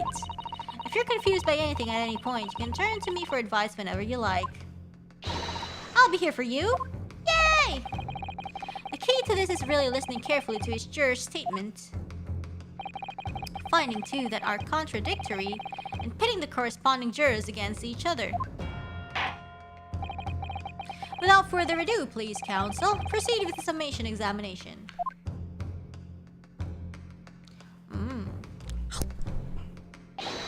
Yes, my lord. Nice. Okay. Oh my goodness. That guy at the back. Ooh, spicy. The defense's rebuttal. He's a noble man. How? He's splendid. Hold it! You're so... No. One of those things is a reason to find the man guilty. But he is fishy. There's no point dancing around the fact. He's Japanese, he has a mustache, and he stoops. You see, you arrive at the conclusion in just 3 steps. 3 steps like a waltz, in fact. You know, the more I think about it, the more this trial seems like a dance. You seem to be several steps ahead of yourself, though. And you're on the wrong foot. No, there's nothing but circumstantial evidence here. There's no actual proof of the defendant's guilt. But the victim's version of events is backed up by what the big chin man next to him says, isn't it? 1, he saw the Japanese men there. 2, he saw no one else. And 3, he saw the Japanese men there. Oh, that's another 3 steps. All this really does seem more and more like a waltz, doesn't it? Right, and the prosecution will waltz its way to victory if I let you speak much more. Okay. I think this is kind of spicy. Hold it! A fraudsman? What do you mean by that, madame?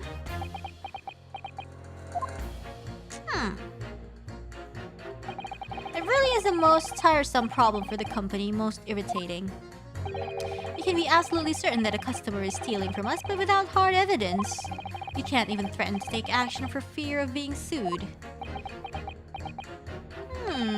I'm sorry, you've lost me a little there. Who are you? I am the wife of Augustus Altamont, owner of the Altamont Gas Company. Oh, because it's like his job? Yeah, it's like, you know the bee person? Like, it's his job to spy on him because, like, he's being suspected of, like, you know, cheating the gas, I guess? Gas is the future of energy in this country and around the globe, but proper handling is essential. As I'm sure our employee from the East End branch office would be the first to agree. Absolutely, Lady Quimby! Gotta be used properly. Altamont gas is the best in the world, of course.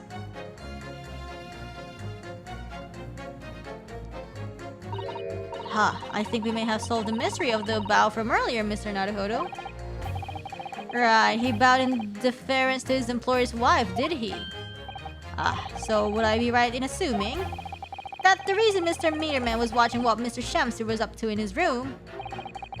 I'm afraid that there's no end to the lengths the population of the East End will go to in order to steal our gas. So I really have no choice when the company identifies somebody as a possible fraudsman. But to dispatch a worker to watch the suspect day and night, we're very thorough in our investigations. So you mean Mr. Shamspeare is... I wouldn't come out and say it in public. But you can't finish that sentence with a grubby little gas thief. My goodness. You have noticed the public gallery in here, have you? The eye of man hath not heard. The ear of man hath not seen. Faith, wouldst thou wound me with thy words were I to let them penetrate the skin. But seraphs hear not insults, only choirs of angels and song. We may not have evidence yet, but my workers won't stop buzzing around you until they find it. And when they do, you'll find yourself blasted back to your angelic heights in an Altamont gas explosion. So Mr. Shamspeare has been stealing gas. I wonder, juror number 4, if you wouldn't mind adding that information to your statement. My pleasure. Was it the bit about ripping that thief apart you enjoyed? A little for the part about abject violence if it's not too much trouble. Yes, of course. This could be it. This could shift the balance.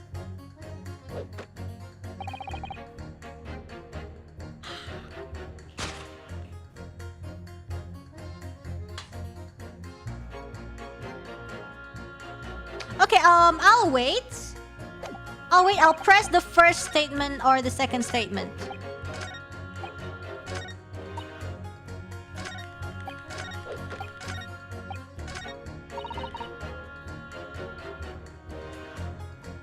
Hold it! Are you saying you believe this man to be trustworthy because he's rather splendid? No, that's not what I said. The point is, the man is the victim here. What reason would he have to lie? And yes, he is rather splendid. So you say yet again. Meanwhile, the man who stands accused behaves so suspiciously it's exhausting to look at him. I mean, you know. I'm afraid he's not splendid at all. Splendid logic there, madame. Thank you so much. I'm gonna press 1 and see if there's something. Hold it! Well, there are plenty of people in London who seem noble but poor. Couldn't some of them also be liars? I've no doubt about it. Like that shaky client of yours, for example? Absolutely not. Natsume is no liar. Look, the point is, the only thing that passed the victim's lips that night was that Japanese man's tea. You take the gas man's testimony into account as well, the truth couldn't be any clearer. Well, that's alarmingly illogical. But let me be frank here, I'm a gentleman with a gentleman's values. If it turns out that the old Shakespearean chum is a rotten liar after all, I'd gladly change my decision about the defendant. And I'm sure my fellow gentlemen on the jury would do the same. Isn't that right? Well, yes, perhaps. Though I don't see it happening. What's that? Elderly gent on the end here, you know? You'll have to speak up. Look, I really don't care about all this nonsense. I just need this trial to be over. How many gentlemen do we actually have on the jury then? Alright, sir. I may hold you to that. Don't forget what you said. Ah.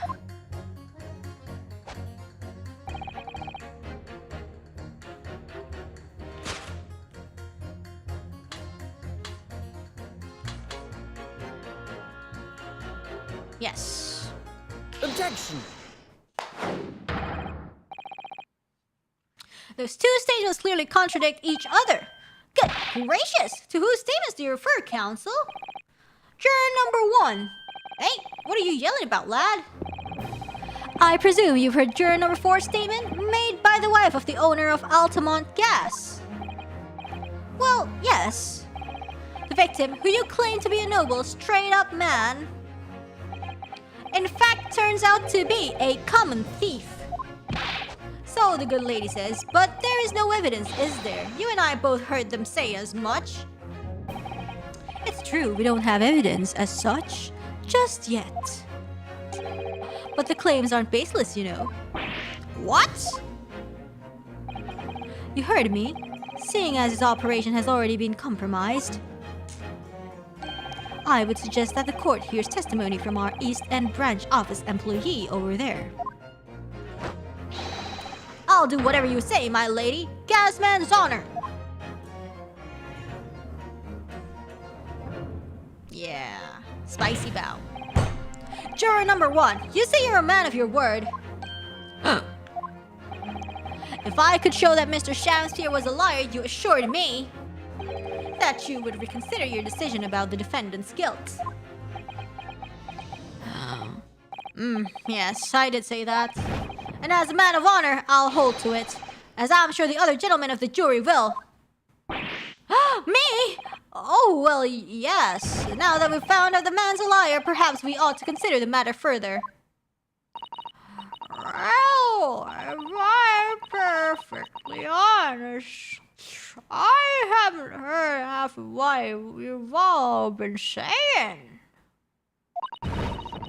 So if this means you recap a few points, that would shoot me down to the ground. Oh no, I'm not having any part of this. I want this trial over and done with. In that case, I shall change my leaning. So, Mr. William Shamsphere, if that is your real name, we of the jury demand to know exactly what kind of a man you really are. Dude, like, the second girl just, like, outright ignored everything that's been happening. Simply because she thinks he's splendid. That's 4 jurors, 4 for not guilty. Yes, Mr. Naruhodo. Victory!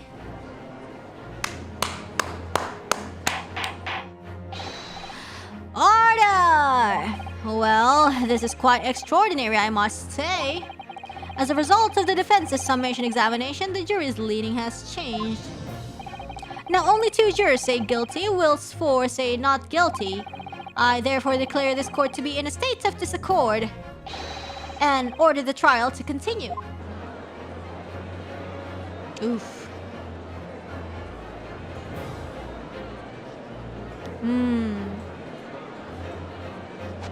Ow! You have spoiled the bouquet, Mr. Shamsphere. The ladies and gentlemen of the jury now find they are unable to trust you, the victim. Only 2 glass count, I guess. But your gods will give us some faults to make us men. So God mend me, I do swear. 'Tis gas man speaketh that which concerns him most, naught but gas, naught but thin air. Aye, it burneth bright a while, but it hath no substance, and it doth reek foul. Oi, what did you say? Do I take it, Mr. Shamsphere, that you deny the allegations of gas thievery? Most heartily, my lord. Hast thou forgot I am as a seraph, an angel? Noble of mind, sweet of nature, and verily honest of heart. Sheesh. Ah, you flowery-mouthed, pompous beanpole. Just because I haven't got the evidence yet. Mr. Shamsphere, If, in fact, you are not noble of mind, sweet of nature, or honest of heart, if you are a liar, then your testimony should have no sway in this courtroom.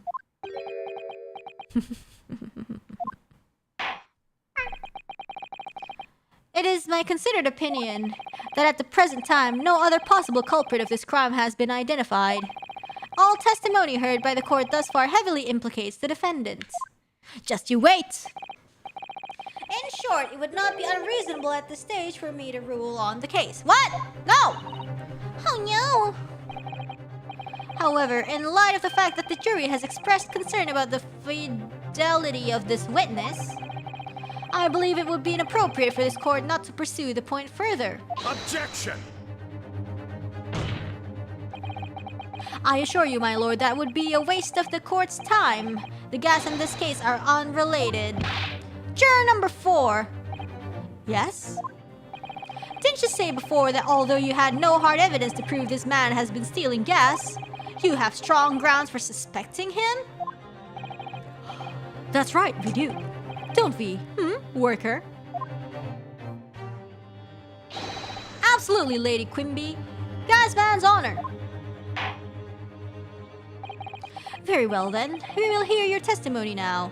Oh no, guys, should we stop now? Should we stop now?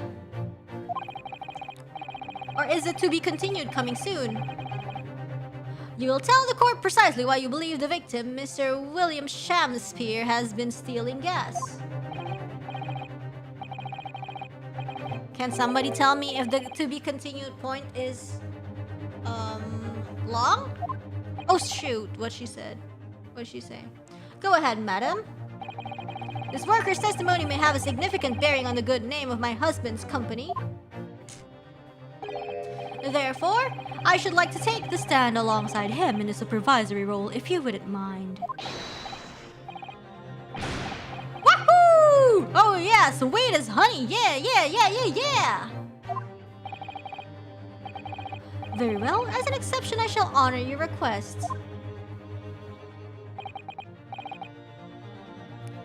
Yeah, maybe it's a good spot to end. Thank you, my lord. Yes. Oh. Around 50 minutes. Yeah, I think I will stop now. I think I will stop. It's like almost 1 a.m.